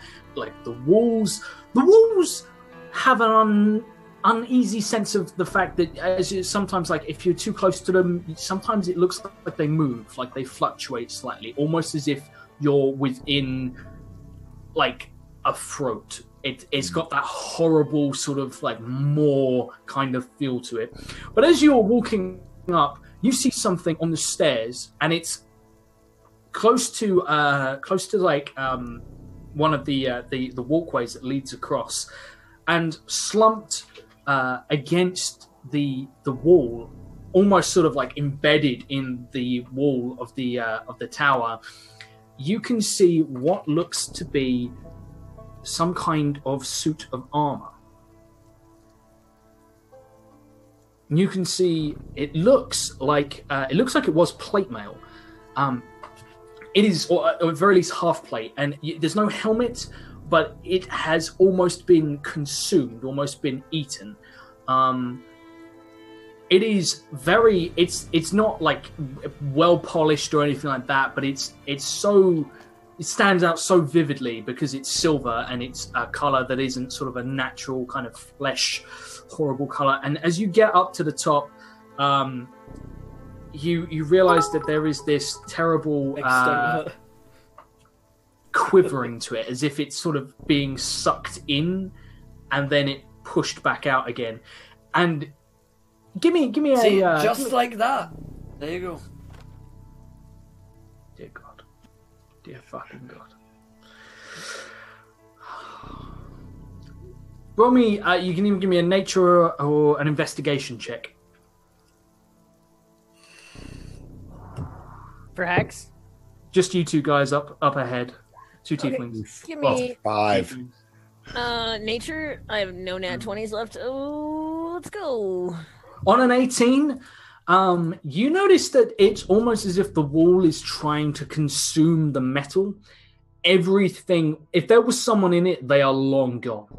If there was a body, it's vanished. But the metal has remained, and it looks like the wall is almost sort of trying to like crush it or eat it. It's sort of half buried in at a slight angle, but you can tell that whoever was in it probably died here, slumped against the wall at an angle, and it's just been drawn in. And you realize that sort of you've seen a lot of the people who didn't make it out of this city. Whatever this plant life is, it seems to repurpose stuff. You see that the metal is not organic and therefore doesn't seem to have been reclaimed by this tower. Everything else, you notice the masonry, like you can see the none of the masonry has been reclaimed, but anything organic sort of that could biodegrade, that could be used, any flesh, any plant life, anything like that has been taken. Food, everything. But this is stuck in place. Now, across the chest is a symbol. This symbol looks to be that it almost looks certainly to Hex, who would recognize from Gavin's sort of the few memories that he's had of Gavin's. It looks like a paladin's sort of like boldly emblazoned sigil across its chest, but it is covered in drow runes. None of the runes themselves note that this was a paladin of rebirth. This will be incredibly notable considering the fact that this entire city worshipped Kyriansali. And you see that this paladin is whatever it was. I tell you what, as you are kind of native, I'll give you a chance. Payne, give me a history check. See if you know if you. I was going to ask for that when you were done. Oh no! And that one, never like you've never heard. They're probably from the surface. I think it's Drow. They're probably from the other Underdark. Actually, that's probably where your mind would go because this is not a local thing.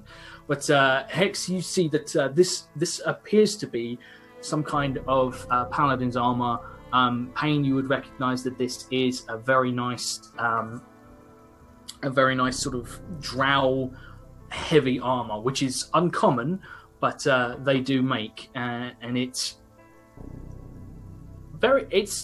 got plenty of ornamentation. It's seen a lot of battle. You can see that it's quite scarred, quite damaged in places, and it looks like it's been sat here for quite some time.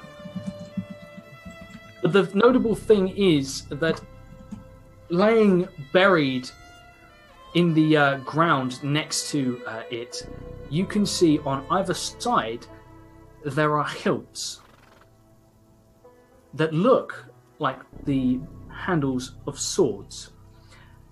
They probably once sat on a belt which has long since rotted away, and they look like they have been almost sort of in the ground. They have sort of half been consumed.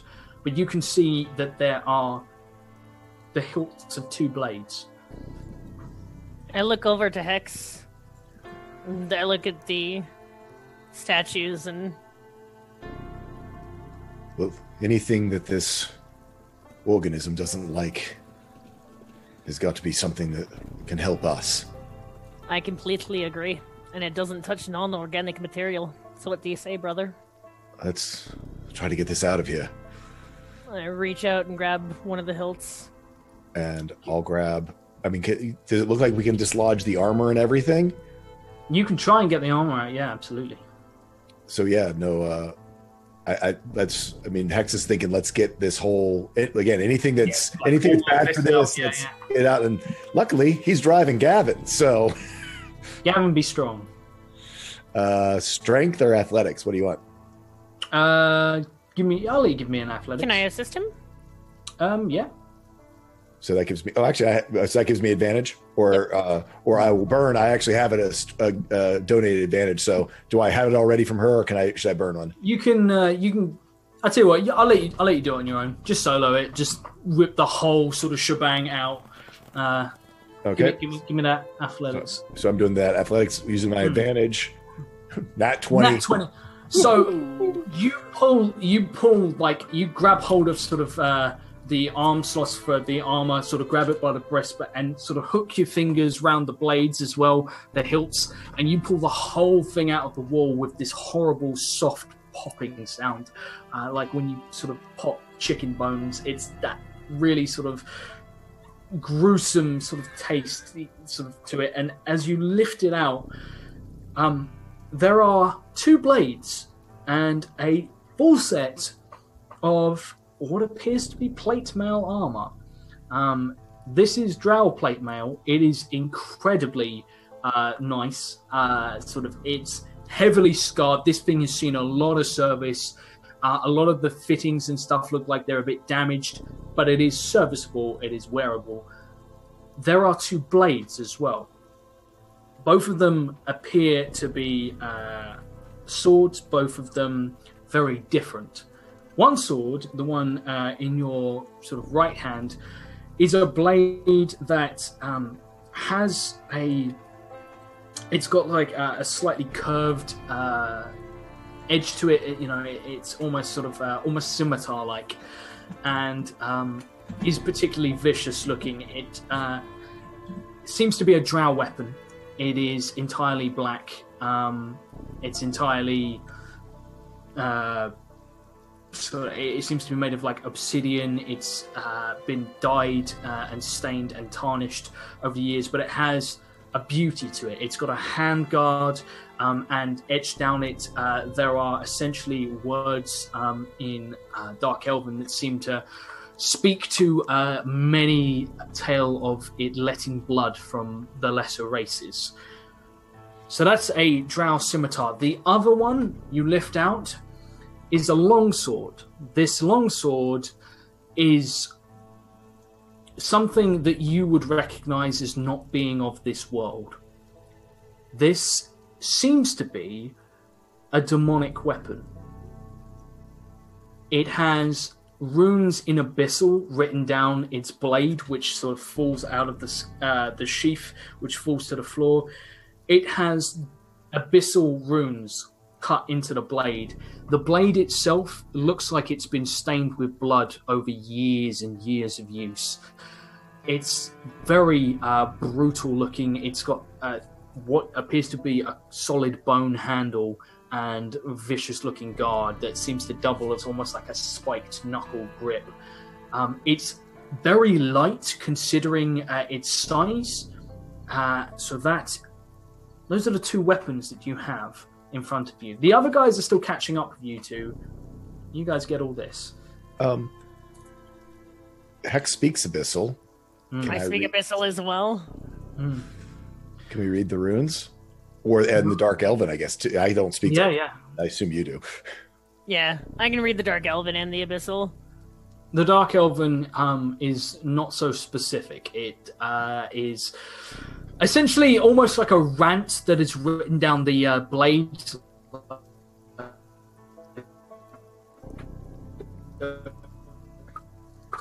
Across the blade of Damascus steel. You know how, like, from a distance you get sort of the beautiful, almost like wood grain effect? It would almost pass for that, but as you get closer, you realize that it seems to be like words that are carved in Dark Elven, which speak of the fall of the lesser races and the many executions that this blade has performed, as well as prayers to Kyriansli and offerings to Kyriansli, that anyone sacrificed by this blade be sent to her. Then on the abyssal runes, this blade names itself the Weeping Blood. And the Weeping Blood claims to be from the Deep Forge. Other than that, I mean, meta. Okay. Other than that, you don't know. There's no other sort of inscription on it. Both of them seem to have some kind of.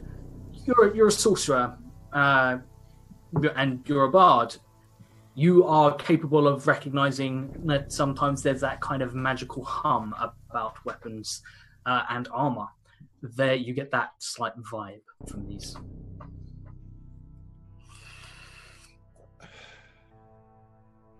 I look to Pain.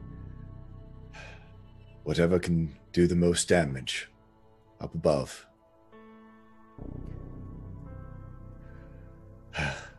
Well, I think we've got this. I'm gonna reach for the Abyssal Blade. Okay. I guess I'll take the Dark Elven one.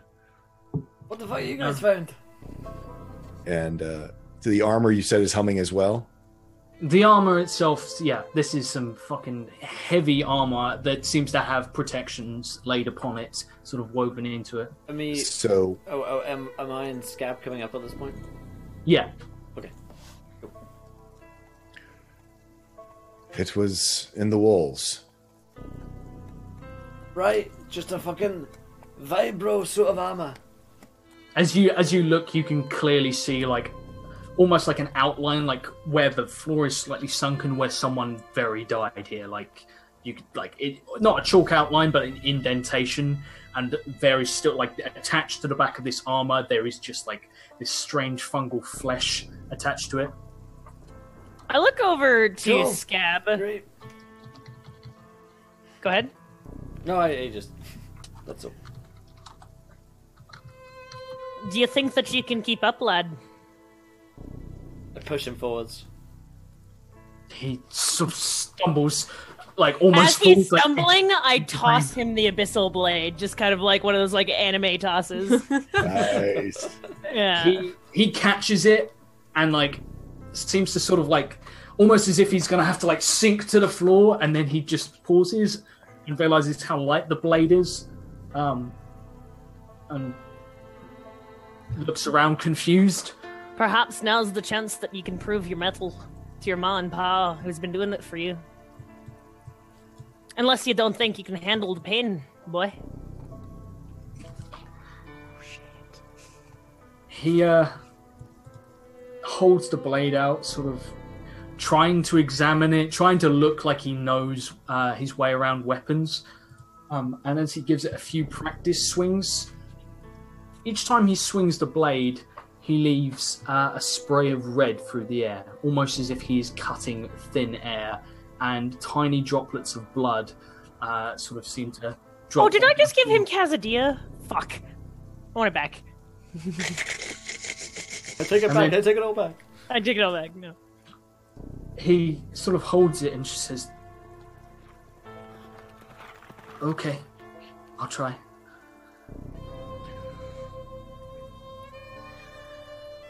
Let's go. So this is a kind of out. Well, I might as well do it in character. The scimitar, and because I don't know necessarily with the long sword, I offer it to Kasna and say, "This is a dark elven blade. I have no right to wield it. But perhaps you might want to. I don't know. I know your sword means much to you." I wouldn't turn down another blade. So, yeah, I hand it to, I hand the scimitar to Kasna. I'll take it and I'll go to say thank you and then remember who you are and I'll be like, Yeah. Well, as you take it and wrap your hand around it, hang on, my earphones fell out. You'll have to say all of those words again. as you take it, wrap your hands around the hilt, you feel something like almost the blade vibrates in your hand, almost as if it's been struck by a hammer. There's no sound. You just feel it sort of shudder in your hand. It's not like an aggressive, it's just sort of like, you know, when you hit a tuning fork and just sort of feel it down. it sends a vibration down your arm through your elbow, sort of making you need to sort of stretch out your arm and flex. Can I kind of inspect it to see what? Yeah, absolutely.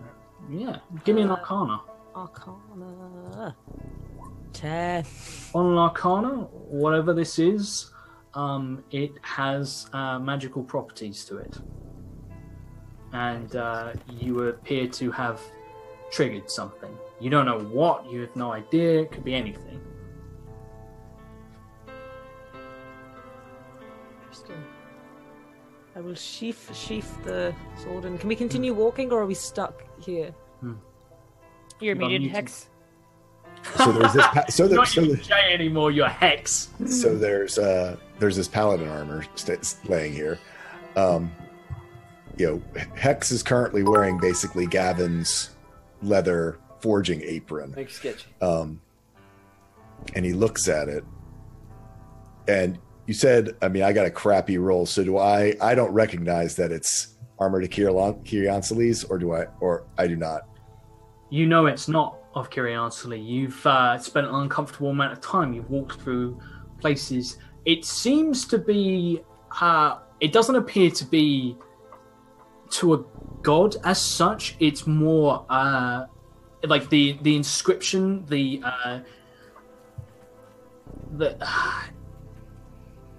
it seems to be rebirth seems to be sort of almost closer. It's less of like a title of a god and more of like the words of an oath. Gotcha. Hex looks to the party and says,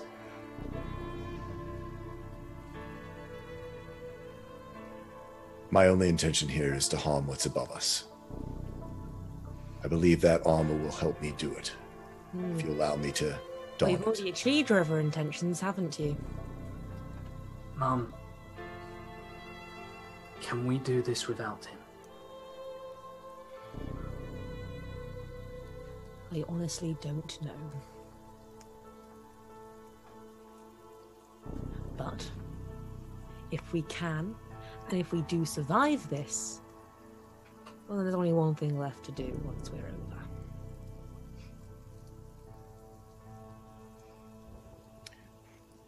So Hex will, if there's no further objections, will take and don this armor.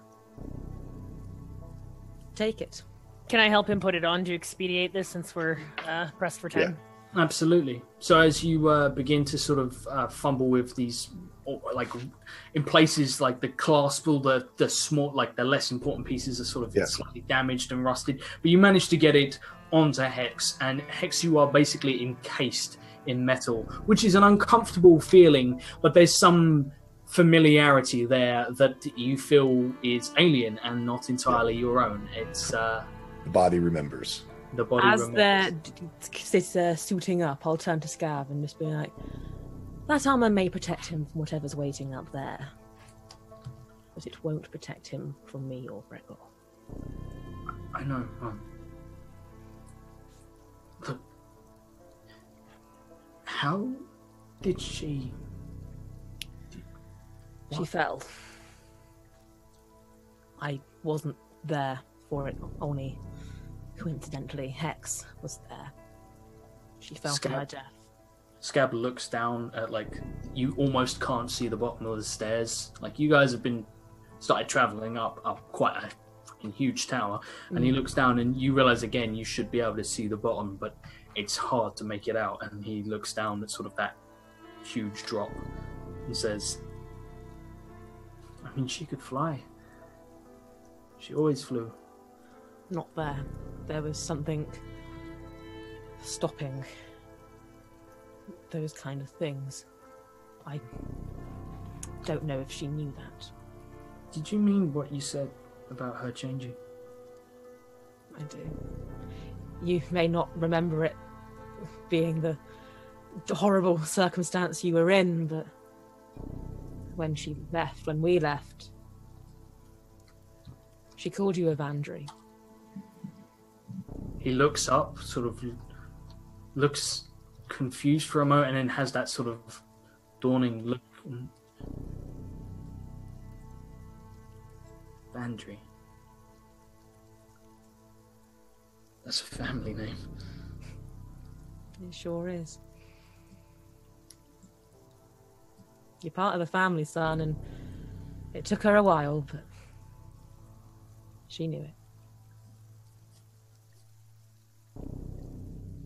Then we do this as a family.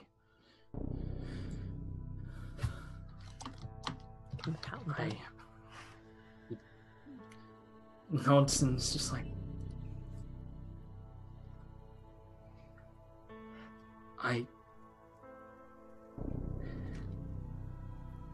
I'm really scared. I know we've been through a lot and we fought a lot of stuff, and Mom, I'm not gonna lie, I don't understand half of what's going on half the time.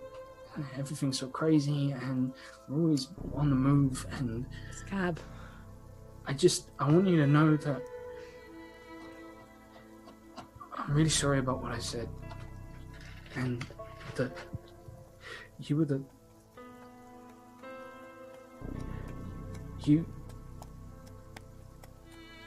first person who's ever even stopped and really noticed me. And I know that you're not really my mum, and I know that Gregor isn't really my dad, and I know that you didn't ask for this, and that we're not normal like other people, and crazy stuff just happens around us all the time, and it's been a really big adventure, and maybe some people would love that. But what Dad said about it taking its toll, I was thinking after this maybe we could not go on an adventure for a little while. I genuinely didn't hear that because you roboted it out. What did you say? I was thinking that maybe after this is done, we don't go on an adventure for a little while. The thought of not adventuring. No other thought has made me happier in a long time. But that being said, from where we started and to where we are now, well, it's been insane in every sense of the word, but here we are. Rather worse for wear, but I'm proud of you, of myself, of nearly everybody here for getting to this stage. And if this be our final battle, well, we better make it the best. Yeah, you're starting to sound like Dad. I mean, Great the first thing I did on this is I took down a Blaylor, so this better compare, is all I'm saying, son. No pressure. At this point, Gregor going back to the rest of the group where he's been behind for a little bit.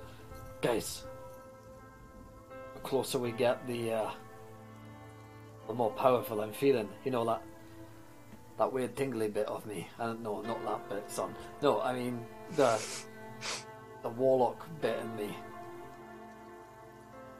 I mean, well, you did say there were demons, something like that around here. Right. Well, yeah, a demon. At least some kind of demon thing. And you know what? I don't really keep track of all the deals I've made on principle.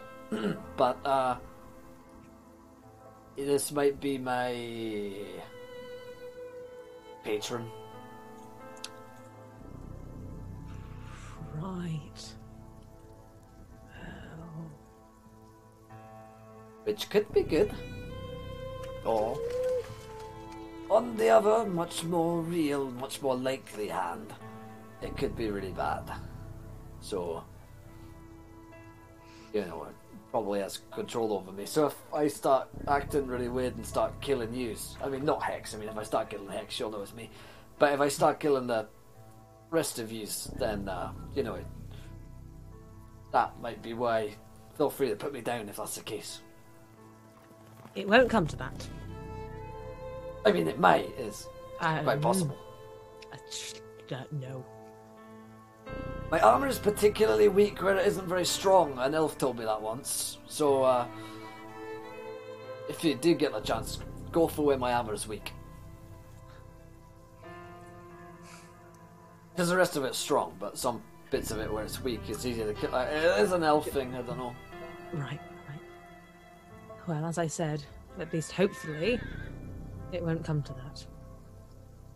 Yeah, just be on the lookout for any. It would be sure be useful to have a paladin around right now, wouldn't it? Mm-hmm. If only. Speaking of which, as you say, paladin, the final chest piece sort of slots into place, and behind Hex, Pain pulls the final clasp shut and tucks away the strap. Give him a big pat on his beefy shoulder. There you go, lad.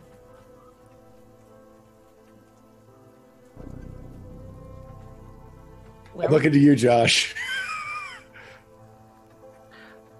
You are standing there in very nice plate armor. It is battered, it is bruised, and you will understand something that has seen a hell of a lot of combat, something you could probably appreciate. But as you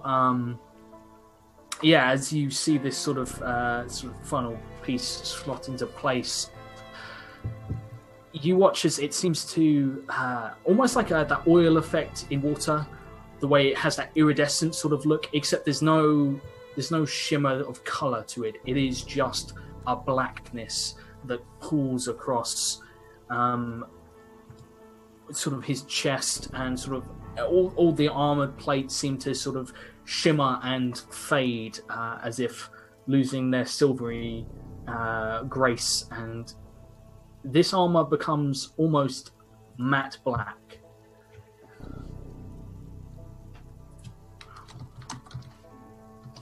Cool armor. So, not as good as mine, though. Obviously. So, I am going. Gavin is going to use a nat 20. oh shit! Oh, what? Oh, what? Gavin has been in secret working on reassembling. You're gonna make me cry. Working on reassembling his army in this forge prison in his mind. And piece by piece, almost out of nowhere, he's been pulling one by one the splints that tell the story of his life and assembling them in secret from Hex. Waiting for the moment when just a bit of weakness, a bit of fog would come over Hex's brain, and this inky blackness that covers the armor. It begins to almost start to pull away from it, and you see appear in Hex's hand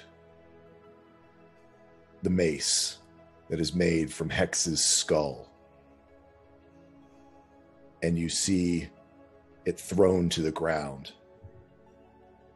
But as the corporeal arm throws it to the ground, a black, shadowy arm reaches down to pick it up, and you see a black, inky form split from this shining armor.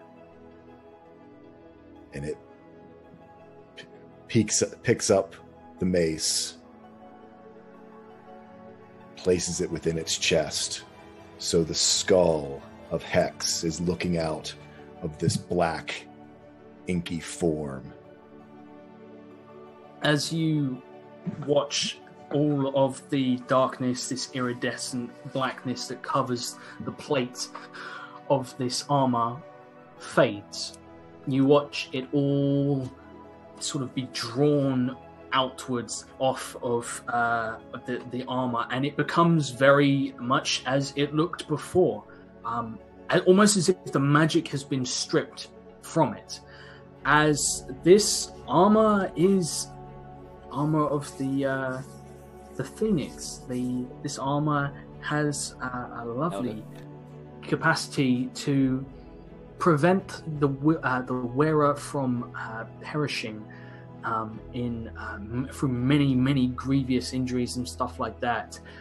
And feeding off of this armor, finding its way to essentially piggyback it, use it for mutate its purpose, twist it. Before you stands an almost replica shadow, almost standing opposite Gavin. He doesn't have features that are really noticeable. He just has two arms, which is definitely different to Gavin. But floating where his head should be is the skull mace of Hex. And for a moment it is completely inert and just seems to sort of be drifting there. And then from within the skull you see light. A dark red light. As if torches are lit behind those sockets. And it begins to spread, and you watch as this fire spreads, and it spreads downwards and seems to make what looks to be like a circulatory system out of tiny red embers that sink within the shadowy form and seem to sort of give it more detail, more depth. And this doppelganger, this stranger, stands before you. He is standing like 1 or 2 steps onto the walkway that leads across to the other side.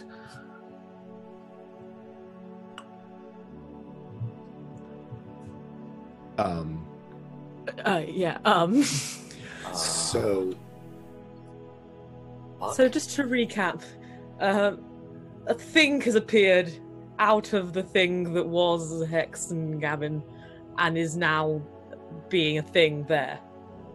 Yes. You're muted. Well, here's the thing. It is standing opposite him, is mimicking his posture. The only difference is that where Gavin is missing an arm, you watch an arm sort of come out, and it takes on a sharp edge, one that Gavin would definitely recognize, that all of you would recognize, that Gavin has used this almost raven-like blade. Gavin in the armor looks at it and goes, "You son of a bitch." And he attacks. He's going at it. I'm using nat 20s all the fuck. What's going on? Whoa, what are you attacking? I'm attacking the shadow. I'm attacking Hex, I attack the shadow. who is now taking Attack the shadow. Attack the darkness. Okay, roll me some initiative. Anyone who wants to take part of this. Oh, magnanimous dispensation. And whoa, Ronan Z with a £50 donation. Zoon's spellbook casts disintegrate at Hex. What? Zoon!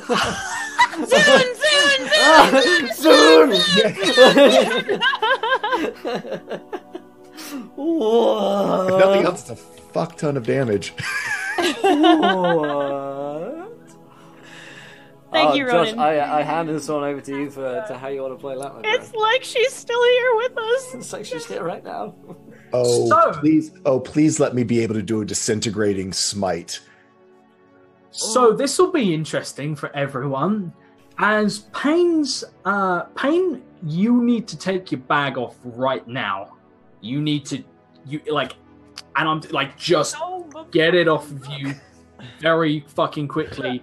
As Pain just suddenly shit, and throws her bag onto the floor. Your bag, looks like it's burning, except it doesn't have there's no ember or anything like that. It looks like it goes straight past the ember to the blackening.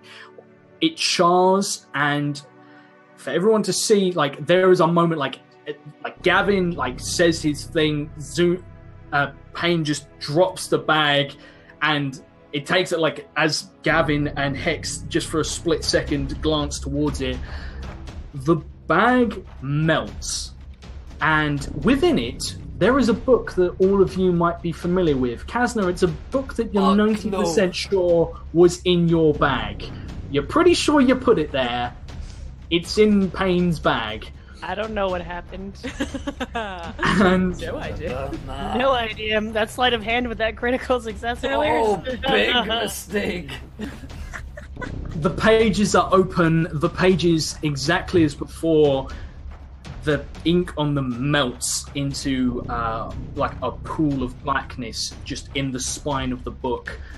And you watch as a hand begins to pull its way out. This hand, it's almost like Hex is just shadow. Hex is he has almost like a gas sort of appearance. He looks sort of like a fog, like a shadow, like a cloud of darkness that takes on a humanoid form. This looks solid and inky blackness, seems almost like a human covered in oil, and it just dripping. And you see what look like they could be manicured nails, but they look more like claws come out of the book all the way to the elbow and digs into the ground. And the ground is like a flesh kind of this fungal growth.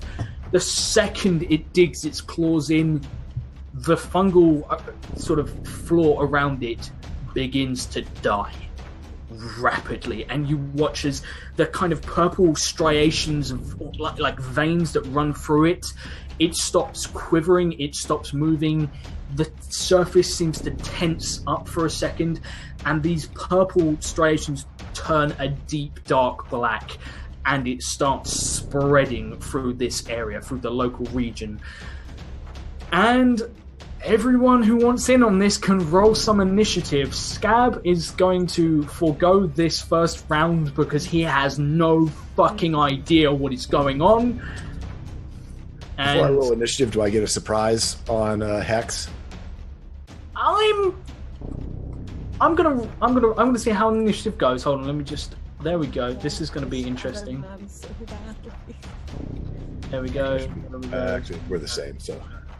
There we go. So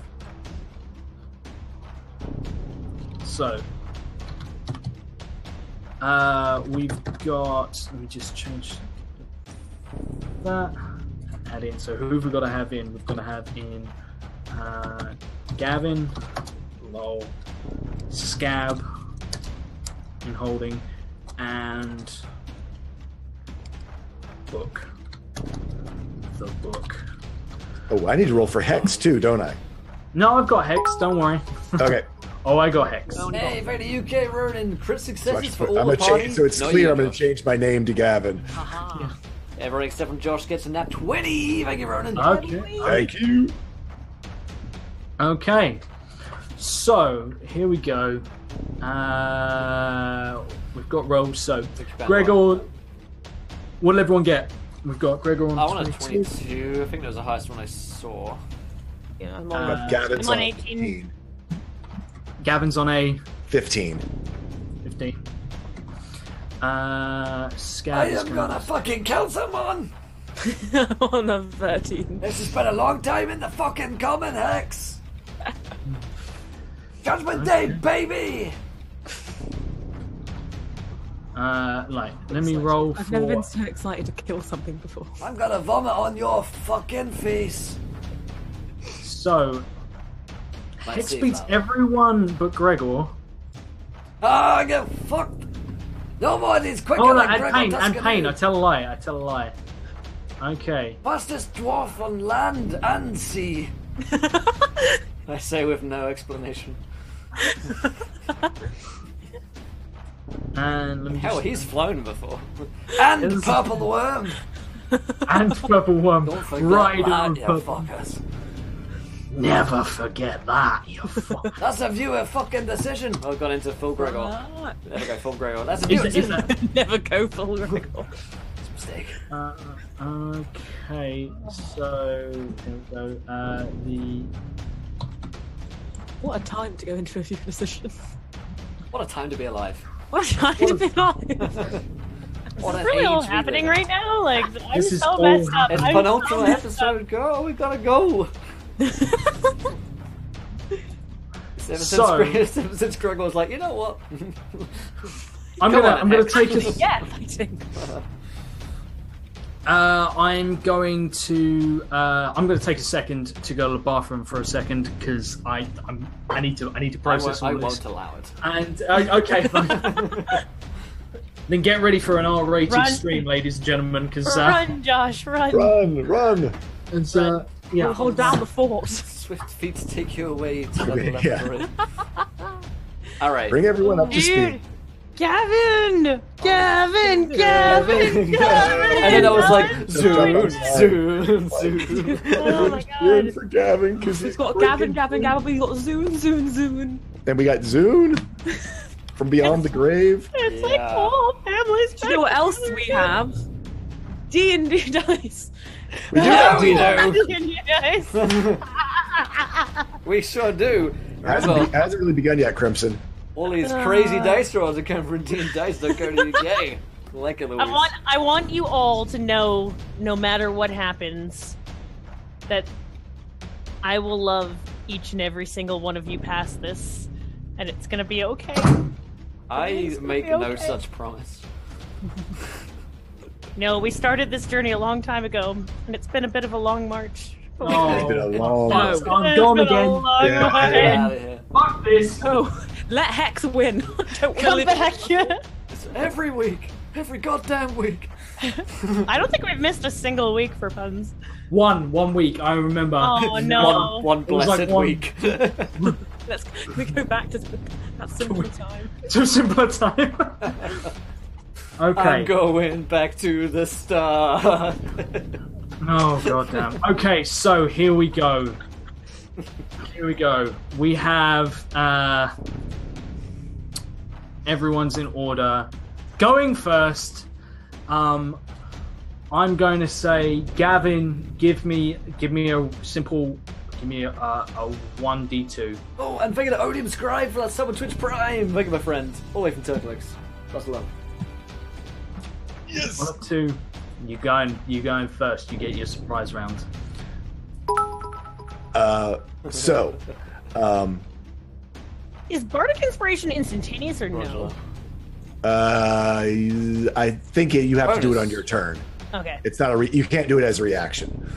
But anyway, I'm gonna burn some nat 20s and just go ahead and stop me when you want to. Josh, feel free. If you don't like me doing this, let's make this good. So as Gavin has thrown down this hex head mace, which has been his weapon for the last year, what has been wielded by his unwilling hands, what has been the spirit of Hex having dominion over him. It is now inside this creature in front of him, and he looks down at his one good hand, and he looks to Gregor and goes, "Thank you, friend. This is all possible because of you." Hit him hard, sugar tits. And Gregor would recognize manifesting in Gavin's hand the hammer from the forge that he was using, and instead of it just looking like normal hammer, it's like all of the holy symbols of St. Cuthbert across it. And so it's got this sort of patchwork feel to it, but it's this shining sort of patchwork metal hammer. And he's going to swing using an at 20. So Gregor gives the universal Moradin sign of fuck yeah, which is rock and roll, devil horns, baby. Yeah! Oh man, terrible roll, but I am going to be doing some smiting on this. So you get to add an extra 2d6 to that because you're critting. That's right. Oh yeah, so an extra 2d6. Very true. Also, Payne's Wild Magic Surge. All metal gauntlets within 50 yards shrink by 25%. Our hands just get smaller. Oh, these are really tight. Still terrible rolls, but smiting. Where's my big shrink in the wash, damn it.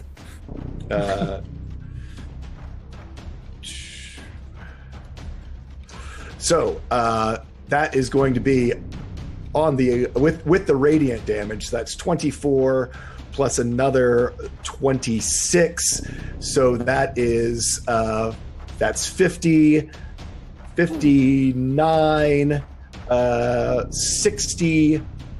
That'd be 63 points of bludgeoning and radiant damage on Gavin's first wit as he takes the hammer and just sort of does this backhand right through him. And he goes, You made me attack my god. And then he's going to get ready to swing again and roll it all over again. So then that is for an 8 plus another 2d plus the 2d6. Damn. That's not doubled on top of that, is it? That's the 2d6 is the crit damage, right? Oh no, you double when you crit. You double all dice you roll. Oh, so then yeah, that was 60. So 60 plus another 13. 63 plus another 13 is 73 for the first hit. For the second one, it's going to be, and then I'm doing the Divine Smite again at level 3. Oof, that was sucky. But anyway, that would be a 14. 24 plus 12 is all the math. 36 plus another 16 is 42. 52 plus 73, so that's a total of 135 points of bludgeoning and radiant damage. Oh shit! You made me attack my goddess. You made me betray my friends. You made me kill Zune. And he just does this giant uppercut right into just like the jaw of the Hexhead Mace with his Cuthbert's Judgment hammer. Nice. Thank you so much to Zangmak for that raid. We're in a fucking awesome battle right now against Hex. Oh, the one and only. You watch as that uppercut comes in. You crack the skull.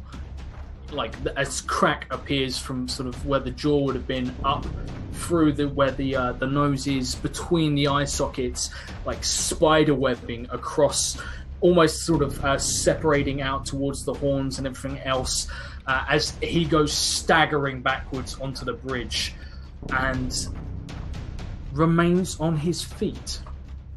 But you see that fire begins to seep out through the cracks of bone. And around him, you see where he puts his hand down on the balustrade of this walkway. It begins to burn. He begins just by digging in his hand. The balustrade begins to burn. There is the horrible smell of burning flesh. And anything else on your turn, buddy?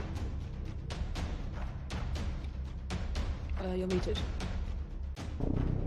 Oh, what the heck? Just because I bet he's probably going to be pissed, I am going to throw a shield of faith upon Gavin as his armor begins to glow even more brightly. This armor of the Phoenix of Rebirth.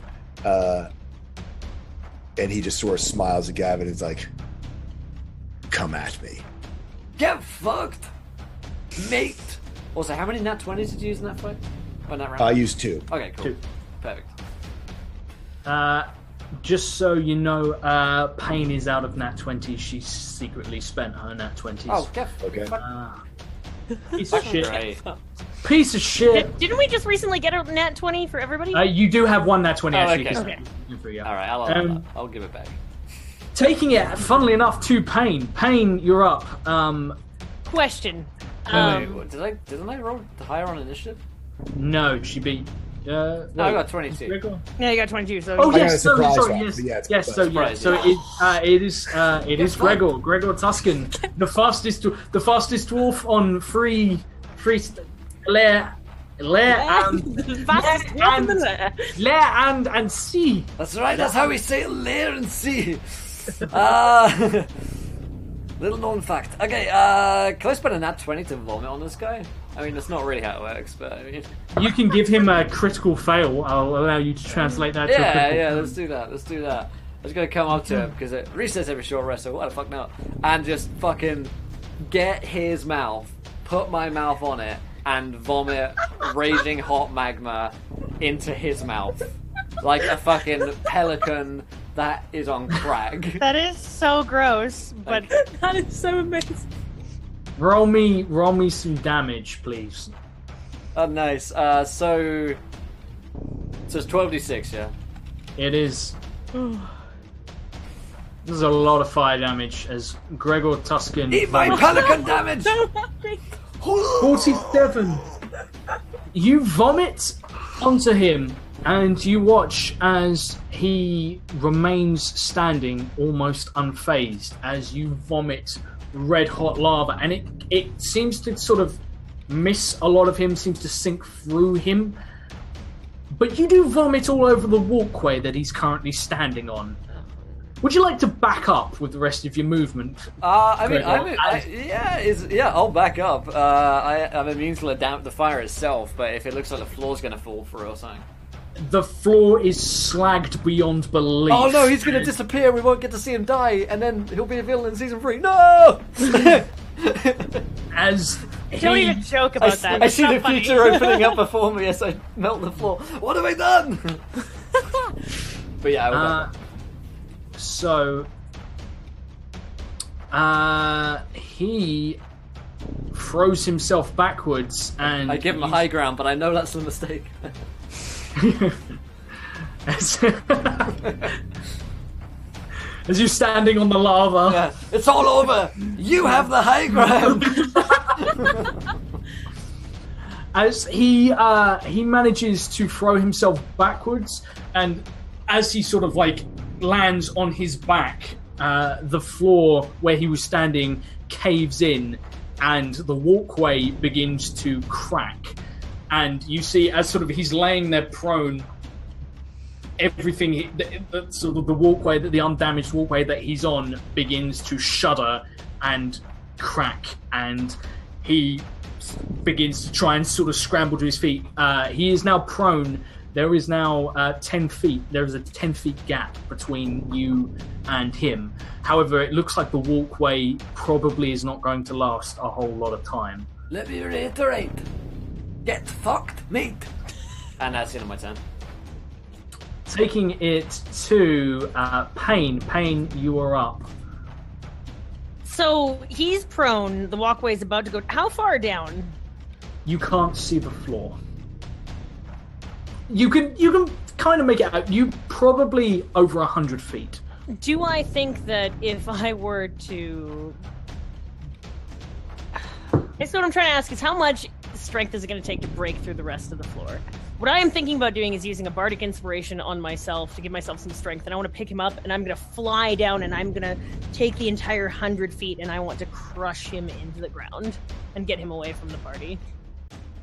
If I can't break through the wall, I have like 3 other strategies lined up, so like let me know. You can try.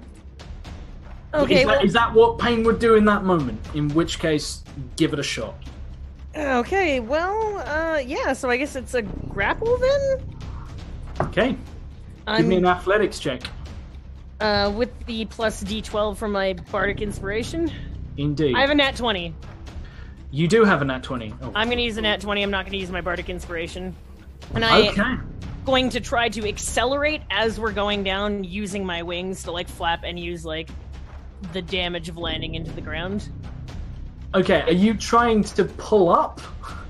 Well, that's why I was asking, like, how bad is the walkway? You said the walkway is about to, like, be cracked and he was about to, like, fall through? Or am I going to have to, like, lift him over the rail and then go down with him? Are you trying to basically, like, impact, like, swoop up yeah, and if then I go can down swoop up and then go down and then continue the strength through the ground, if I think it's going to crack. If not, I'm going to attempt to lift him and then throw him down over the side of the spiraling staircases that we were going up. Because I'm assuming there's, like, ledges that it would come over. Give me a perception check. Oh, boy. You've got a split second. It's 50-50. It's 50-50. It might crack, it might not. But you definitely, if it does crack, I mean, like, he doesn't get up. Whereas if you have to pick him up, he can potentially throw you. It's up to you. You want to try and... Irregardless, at least I'm going to be holding on to him, hopefully. So I'm going to try it. You're going to try and smash him. You're going to try and pile driver him through the fucking walkway. Yep. It's falling apart. Down. Yep. Okay. Swoop up, fly up for a second, come back down, and then use everything I can to try and just, like, crush him into the ground. If not, I mean, he's already prone, right? So I get advantage on that, right? Are you using? Well, I'll use my nat 20 because I don't want to fuck this up. So he's gonna make an athletics check to see how things are gonna go. So he also nat 20s. Oh, damn! Dick. What are the odds? So 5%. that was the truth. what a troll!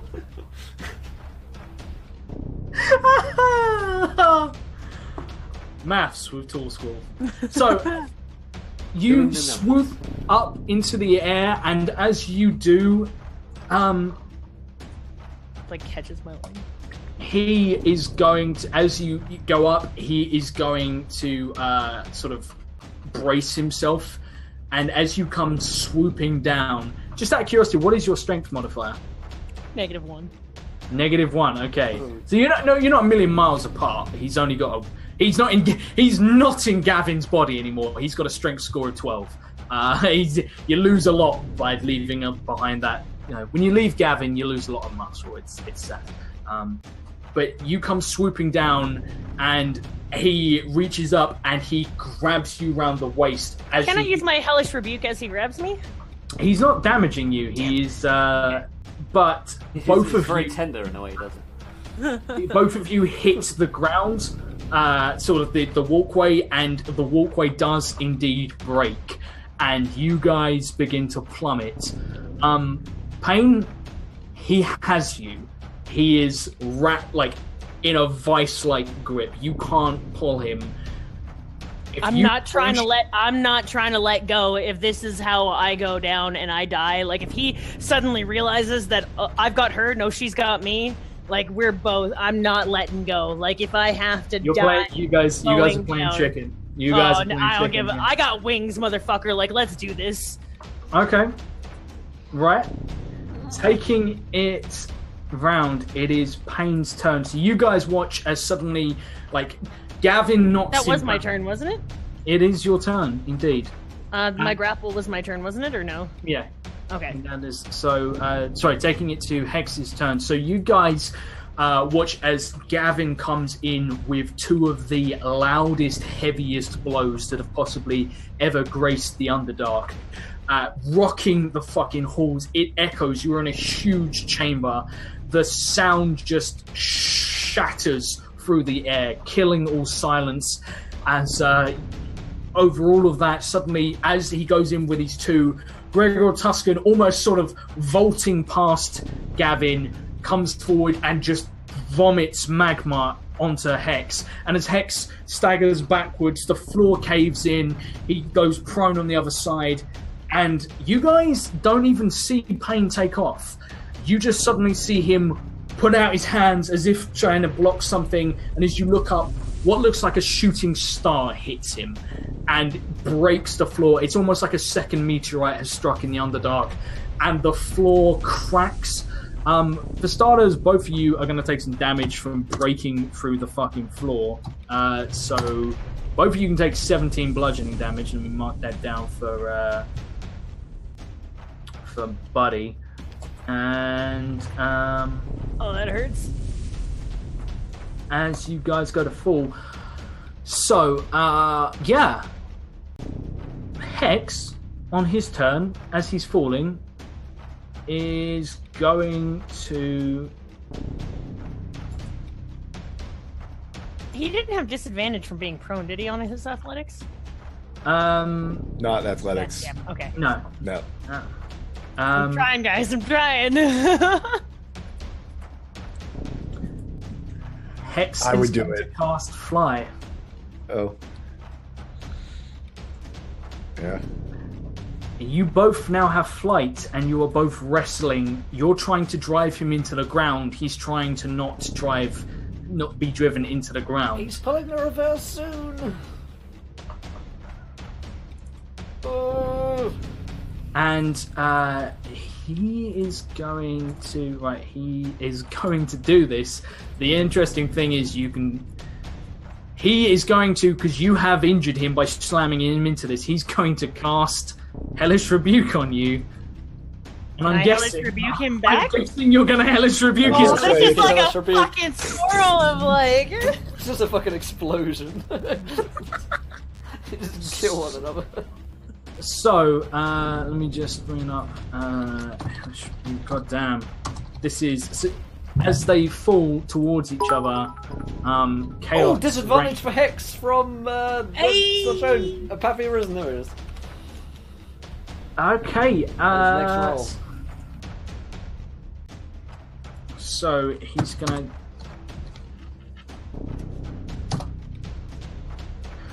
So that's 22 fire damage.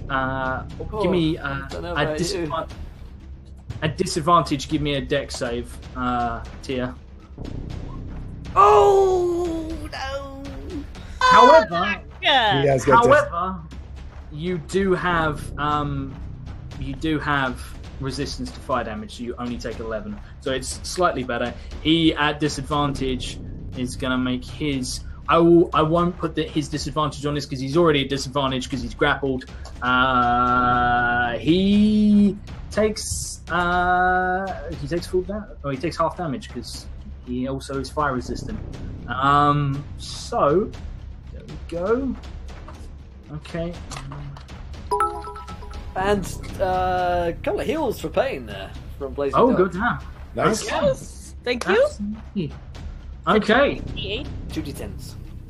2d10s. Happy days. So, a streak of fire, like this is a meteorite, like a comet heading towards the ground, lights up. I'm going to take it around to Gavin. Gavin, they sort of are plummeting down. They are going to hit by the time their turn comes round. I'll give you. One's got this round. So here's a question for you, and because we had talked about this, I just don't know where we are in the world with all the different things that have happened. Yep. Does Gavin have access to his spells or just his Spell power? slots, and you have access to Cuthbert. Anything. Before you do anything, I've got something which is relevant here. Stump donates £17. A resplendent offering. Damage one more. £17 for Stump, 5 heals for pain, and a nat 20 for everyone. And Tremoir donates £20 and gives wild magic surges all around. So that's each player has a wild magic surge. Oh my god! All right, you're gonna have to Wait, write that mine down. was 5 heals? So 5 5 heals d10s? for pain. 5 Thank d10, you. And Holy an extra shit, nat 20 okay. for each A special nat 20 for everyone. player, and everyone roll a d10k. Do you want us to do the roll now Uh, for the wild magics? Probably might as well, right? While we're in the action here. Yep.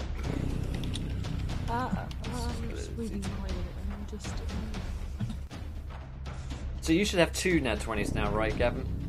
I should have 3 now. 3, okay, yep. I wondered if I got one wrong now. Cool, so let's look up these wild magic surges real quick, thank you guys. Let's see, Louise, Kazna, 5, 8, 4, 6. Target has a tiny compartment really? beneath one of her fingernails. Wait, say that again? Target has a tiny compartment beneath one of her fingernails. Creepy. Alright. So this is good but bad. I don't. Well, You wanna read out? we can make it good, but it's really bad. Question. So Gavin, our buddy, falls asleep. I have to do math. Stand by. Wait, what? You fall asleep? Fall I fall asleep for. You can't be killed whilst asleep. Yeah, he But can't. I he's can't not be killed while asleep. That's the good part. But I'm fucking asleep through this.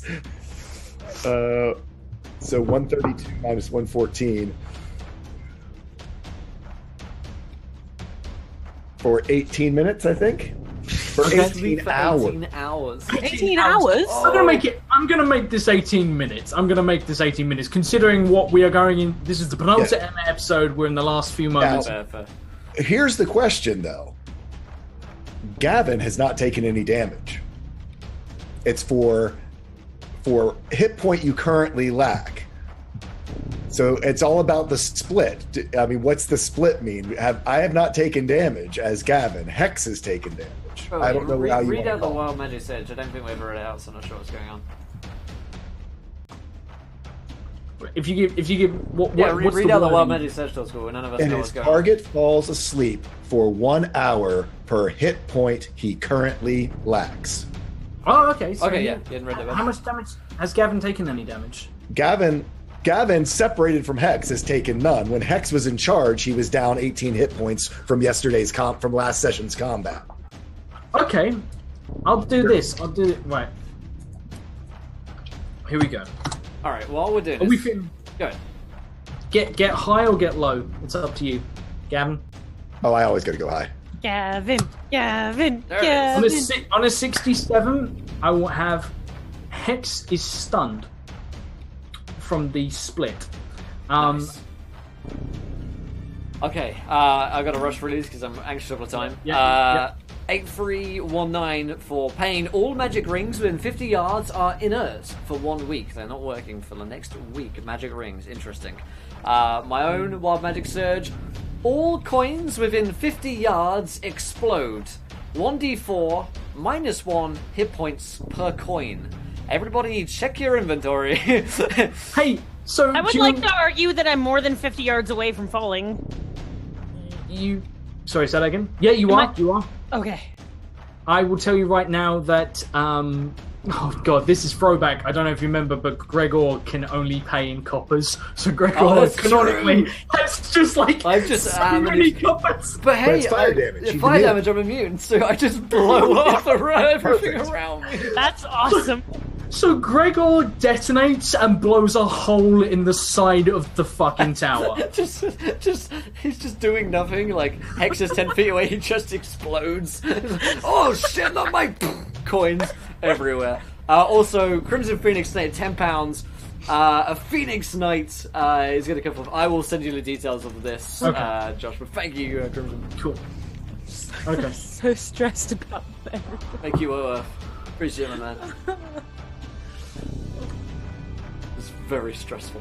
It is very stressful. Kazna, what was yours? Oh, I have a tiny compartment in my fingernail. Oh, right. That's right.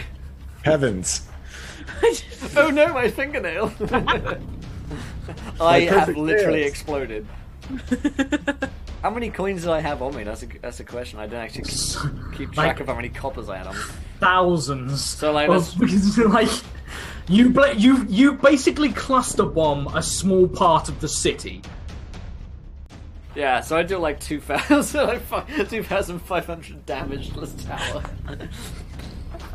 Nice. Oh no! But I'm completely immune, so I'm like, oh shit! My bad! I've been saving that for a special occasion. Dude, I just like the roll of...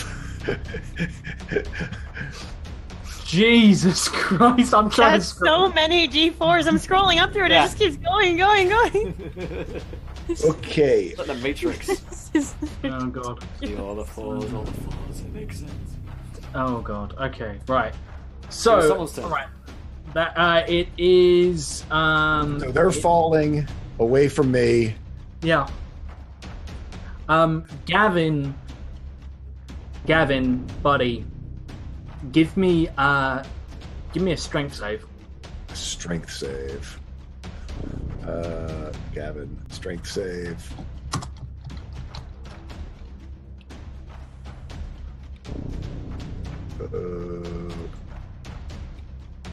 16.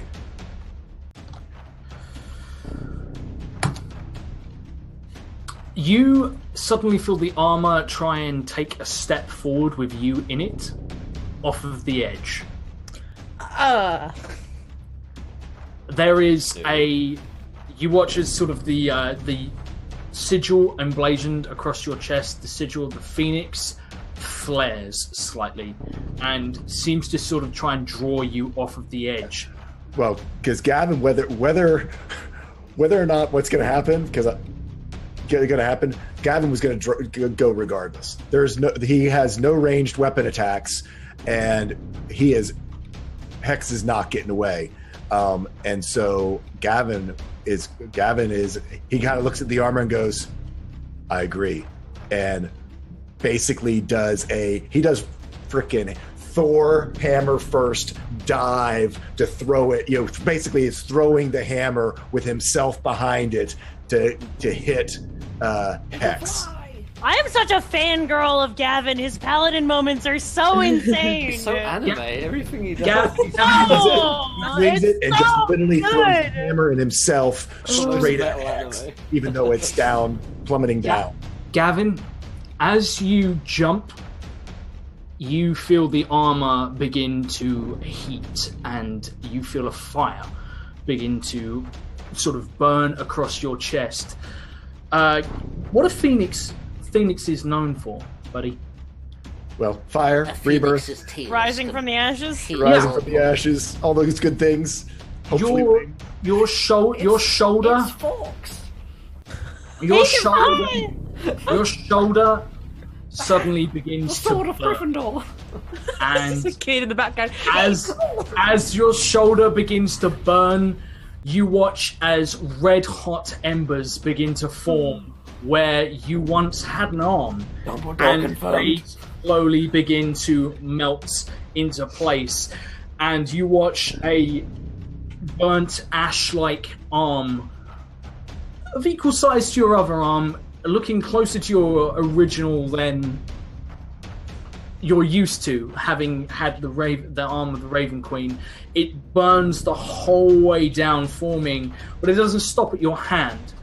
As it continues downwards, something begins to materialize in your hand, and there is a blade forming in your hand, and you hear a voice in your head that says, "Enough. The light calls for the dark. You will answer the call. Be burned by flame. Be reborn from ashes. Make him suffer." And you, my friend, as the final syllable is uttered,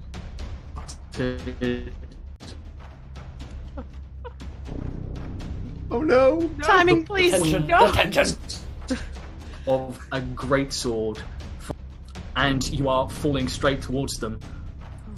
You have a great sword in your hand.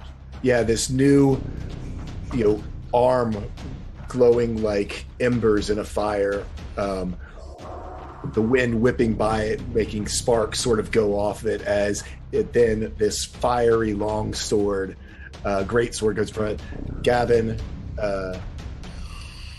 takes it with his other hand. He actually flips his one-handed hammer, his this smith hammer that, and basically pushes the hilts together, so it's sort of the hammer out the back and the great sword out the front. Puts his other hand on it, and like a torpedo, makes himself as aerodynamic as a big man like him can make himself. Basically diving head first, like the wrath of the gods themselves falling from the sky towards Hex, And you're fucking right. I'm using an Act 20 on this. Yes, thank you, King. You're muted. Sorry. Okay, taking it to Kazna. Kazna, a lot has happened in the past 6 seconds. A lot of shit is going down. Well, I know I won't survive. If I jump off the edge here, there's no way I'm gonna start flying about and surviving. At the same time, cannot let this man go. Do I reckon if I run down back the way we came, Not do I a reckon chance. I'd get there? No. Kazna, can you make me a wisdom saving throw? No. Is no enough? You've got Nat 20s. I do. Can I use that 20? You can use a nat 20. On a nat 20, you don't have to enter your Baylor's Rage, but you have just come face to face with the guy who is responsible. Yeah, I'm aware. I will let you do it voluntarily. You get the benefits of being in a rage for the next short while. You know what? Do you know what, Josh? It's Yeah. the ultimate episode. Rage on, I'm jumping over the edge. Yes! We're jumping The whole team falling. with Fuck it, I'm jumping too. Behind us, 2 of us, all the coins. So we're like falling. Oh yeah, sorry. We're jumping out of an explosion. as you jump down. While you're raging, as per the rules as established in. When I this- get wings as per the rules. No, you do get half damage, but you are also capable of wielding your great sword in one hand, and you have another blade now. Oh, I'm dual wielding. Taking it finally to Gregor Tuscan.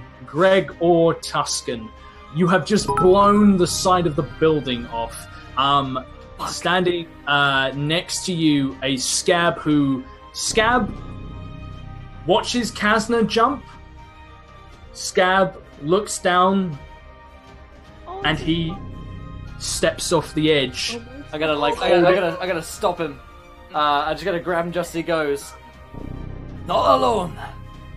And I take his hand, and the 2 of us jump down together. What's happening? As the 2 vampires in the party step off the edge, one with a sword that is trailing blood that is just flicking off it as it leaves a sort of droplets of blood floating in the air as he falls with it in a downward stabbing motion, and Gregor Tuscan with his almighty weight and his hammer fall towards the cacophony. I have one final question for this episode. Do you pull up, Lorelania? Yeah. Can I... Ugh. I can't tell that they're coming down from behind me, am I? Are we falling and, like, rotating? You are literally on fire and falling together. I don't want to. My whole thing was to put him into the ground. I don't know that they're behind me unless I've seen it while we're falling. If I know that they're behind me... You don't know. Give me one athletics check, because it's whether or not you are still grappled. He is holding on to you. Here we go. He has a crappy athletics. So do I. That's okay. I made my decision. You are still all grappled. Do you pull up? You care of it. No. No. The ground cracks.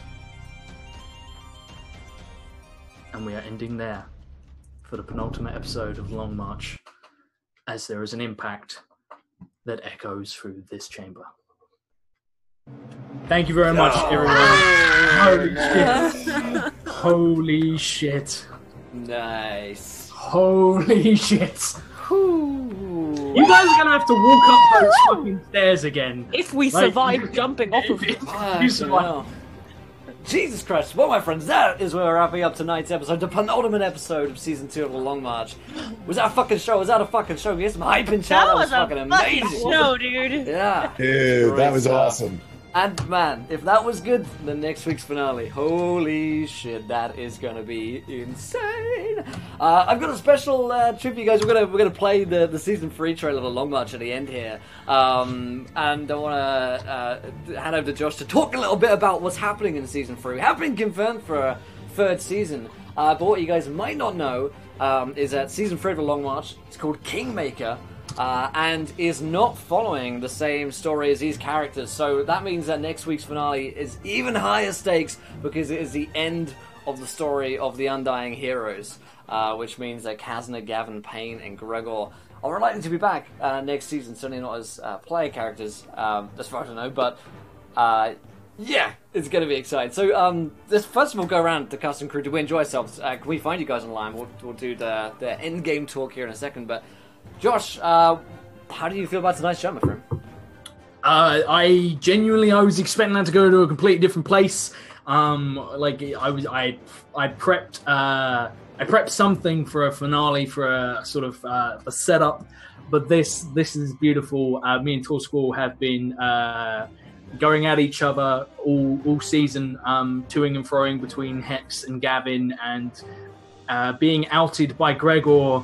This is it. And thank you so much to everyone who donated. You guys have made so many amazing things happen. No, Crimson Phoenix, no regrets whatsoever. This is the most amazing thing. It fits with so many things. I can't talk about all of it because spoilers. But yeah, I'm super hyped. I can't wait for the finale. It's going to be amazing. A couple of other things that I wanna shout out to. As you said, yes, we have season 3. I want you to know that season 3 is following different characters in the same world. This does not mean, as the party have been stressing out about, that I have planned a TPK for next episode. I'm not that kind of guy. I'm not like a railroady kind of guy, as you are evidenced by this entire season was meant to go to an entirely different kingdom, and at the beginning they went, fuck it, let's turn around and go back to that terrible place we were just in. So I'm not that kind of DM at all. But yeah, next season is a rather different, it's going to be a different flavor of Long March, because we are following a mismatched group of individuals. God, that's already sounding exactly the same. It sounds like more terrible thing. We are following a mismatched group. Now, to give you an overview, I'm presuming that we have the old world map is up on the stream. Oh, I can throw it up, yes. Yeah, if you can throw it up, and I will shift ping you guys to the Kingdom of Rivercroft over here. So, Rivercroft is in Season 3 where we are going to start off. It is 6 months after victory has been secured. So 6 months after sort of the first episode that we did, and events have taken place, and we are on the other side of the world from where all of this is going on, in a completely different kingdom. When chaos isn't erupting, we're going to look at more what happens after war with regards to people trying to repair their lives, and also people trying to come back to normality and the struggles that they go through. We have kingdoms all around that have spent men, spent lives, spent blood, spent coin, but most importantly have lost most of their agriculture. People are starving. There is a famine that is spreading. It is causing chaos and fear. The ruling elite are starting to realize that you can't eat gold, riches, or diamonds. These are not things that are going to help them survive. Now it comes down to a race to see who can control the largest amount of food. Mixed into this, there is the small kingdom of Rivercroft. Rivercroft being an agricultural powerhouse of the past. It is now being occupied by a force that supported the war effort, known as the NFFC, the New Freefields Coalition.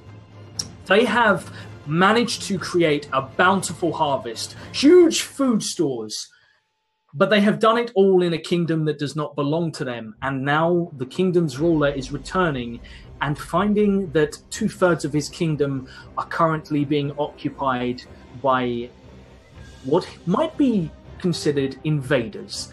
And a lot of people now turn their eyes to Rivercroft, to the bountiful food, to the stores, and everyone wants more than they're going to get. And we're going to follow a party. It's going to start off with a party, and that party is the coronation of the Prince of Rivercroft returning for the first time ever. We'll find out loads of stuff about wonderful new characters that we've got coming up. I'm super excited to talk about that. I know we've got some a very interesting party coming. We are unfortunately being abandoned by a long-serving Long March party member Long Marcher, who has decided to take a gentle stroll for a little while and not march. So a little jog. Yes, Louise won't be with us next season, so next week is both the finale and our temporary farewell to Louise. Temporary. Emphasis on the temporary. Temporary. Yes, absolutely. We have. I'd There run are away, 5 camera boxes here for a name. minute. I start a new life. That's it. But for next season, this is a cast that's actually going out tomorrow on Twitter, but the Kingmakers will be, obviously, us minus Louise, and we have Jessica is at Little Cup of Joe, who's going to be joining us. She's awesome as well. She's not replacing Louise in our hearts. She's a different person, and it's going to be awesome. We're going to have a fun time in season 3. But just so you guys know, the next week's finale is kind of the end of the first, these 2 seasons that we've been working on for, a year? Oh, it's been 2 years. I'm pretty sure it's been 2. I feel like it's got to be longer. I've been stuck for 17 months. 17 months. It must be around. Yeah, maybe a year and a half since we've been doing this story. So, I mean, we're going to be in the same world, same canon and everything, but we won't be playing as the same characters. So it's going to be sad, but a new start is good sometimes. And it made a lot of sense to us. I think me and Josh were talking about it because these characters are really coming to the ends of their stories. In terms of, Gavin's coming to the end of his progression. We lost Zune, but that's sure to resolve itself in the finale, and I think Kazna and Gregor they've realised that they don't really want in this anymore, so it's going to be... They've got a kid. They've got responsibilities, so I'm sure we'll hear tales of them, but yes, let's go to Louise. Louise, obviously, we just talked about the fact that you're leaving not next week, the week after next. But also, did you enjoy tonight, and where can we find you online? All these questions. Oh, absolutely. As always, this Long Marches is one of the highlights of my week, and today was the highlight of the month, actually, I think, today. It's been such an insane, crazy time, and I'm still not really sure what's just happened, but I know that whatever did just happen was amazing, so I'm taking that away. I'm really, really excited to see where the finale goes, and I'm really, really excited to see what happens with the next season, although I won't be there. I'll be around and chat and things if I can. But yeah, I'm so excited. If you want to find me in other places, and if you're missing me in season 3, you can find me on Twitter at No More No Less. You're on Twitch as Accidental Legend, on the Esper-Genesis Arvan Elevans channel, and on the Wonder Quest podcast. I love you guys. There's no better group of people I'd rather be on a long march with. Well, if you change your mind, Louise, I've got a 5th camera box just waiting for you, so let us know. There is a space at the Kingmaker table at all times. Great stuff. Tool School. Wow. I thought Hex finally got to give a monologue. Everyone's heard Gavin monologues. No one's. Yeah, that was a good one. I had to swear in character. Wow, that was new. Yeah. And then as Josh said, we've been going back and forth. And he sends me a little thing. I don't know if I took if I took it a little further. What he said, he basically said, "This would be your chance." And I'm it's up to you. Do. And I'm like, I encourage always. Something I learned a very long time ago is always encourage Talk School. Always encourage Talk School because it's just always worth it. And so I had Gavin take his chance, and a lot of the things that I had been sort of brewing in the back of my head of how in the world does Gavin get out of this all came together. And this has been a fun, amazing. I wasn't quite sure whether Gavin's story was just going to end with a whimper, but even if this is it, diving through the Underdark with a new hand of cinder and this flaming great sword, ain't too bad a way to go. So awesome time. You can find me at Tall Squall all over social media, and if you go to my Twitter account, there's links to all the stuff I do there. Y'all go on. I got all emotional and stuff. It was awesome. Oh man, and last but not least, Laurelania. I'm just glad that Zune got to be a part of this in some way or another as a book, and thank you for the donations for that. And I have not had this much fun playing D&D since I started playing D&D, and being with you guys is awesome. Gavin! I gotta give you the shout out, dude, because those moments as a paladin, from Agatha throwing up his shield and like stick welding it on to like the Molgeneer moment, like I absolutely am such a huge fan of your roleplay. And no one can say that I get DM favoritism in this show because I get like 4 characters killed a week. So Well, and thanks, Lorelani and I, because I know it was. You guys, all season I've just been like, oh. So, it's been so amazing. Just the emotional. I didn't know Louise before I met this, so role playing with her as a drow sister made me feel like more of a sister in real life. To have Will just bring Gregor Tuscan to life in the way that he, was a father figure there, and Gavin just kind of being the moral compass for everybody, just reminds me why I play this fucking game. I love Dungeons and Dragons, yo! Like, I love Dungeons and Dragons for days like this, and I can't wait to see what happens next week, and y'all better be here. Every single one of you that are watching right now had better, set it on your Google calendars, your alarm clocks, whatever you gotta do. Call in sick for work, tell your mom. Tell your friends, tell your enemies. Hit that follow button. Tell your mom. Tell mostly your enemies. Yeah, and mostly them. Always remember, if it doesn't work, have you tried killing everyone? Have you tried killing everyone? That's it. I had fun. Good. And you can follow Laurelani online. I don't know if you did that bit or not, but there you go. Good lord. Today was fun. Next week's going to be even more fun for our finale. And then the week after that, we don't take any breaks on this train. It's just a one-stop train to fucking Pain Town with a long march. But a new, fresh start will be very exciting for Kingmaker, and I'm very excited to see where that takes us. I intend to play a completely different character from Gregor, because about halfway through Season 2, I began to hate Gregor. Actually, I think it's about the second episode in, I am done with playing Gregor Tuscan, but nonetheless, I think it's nice because you really bond with chat there, because I think a lot of people hate Gregor. It's a love-hate thing, you know. There's moments where you just need someone like Gregor to just say a thing that everyone's thinking but no one can say in character. Well, it's interesting with the character. I think at the first season, the first episodes I started playing him, Gregor had all the comedy and enthusiasm that I enjoyed about playing a funny character, and then you cut to this episode with a speech where it's like, I am a sack of skin that is just driven forwards by duty and honor, and that's kind of how I felt about him. But hey, I'm looking forward to the finale and seeing if and how he goes out. But next season is going to be fun. Speaking of next season, I'm going to play us out with the Season 3 trailer. Thank you guys for being such a fucking incredible audience, as always, here on Encounter Roleplay. It's amazing. If you guys want to support the show, you can do. Check out our sponsors, D&Dice. It's the best way to go and do that. Buy yourself some sexy dice. You support the show at the same time. And, of course, we have a Patreon to keep all of our shows and productions ad-free on YouTube and iTunes and podcasts and stuff like that. So go to the Patreon. You can play games with us. You can get maps from us and stuff like that. It's a great place to go. But I give you guys the trailer for Long March Season 3, A Kingmaker.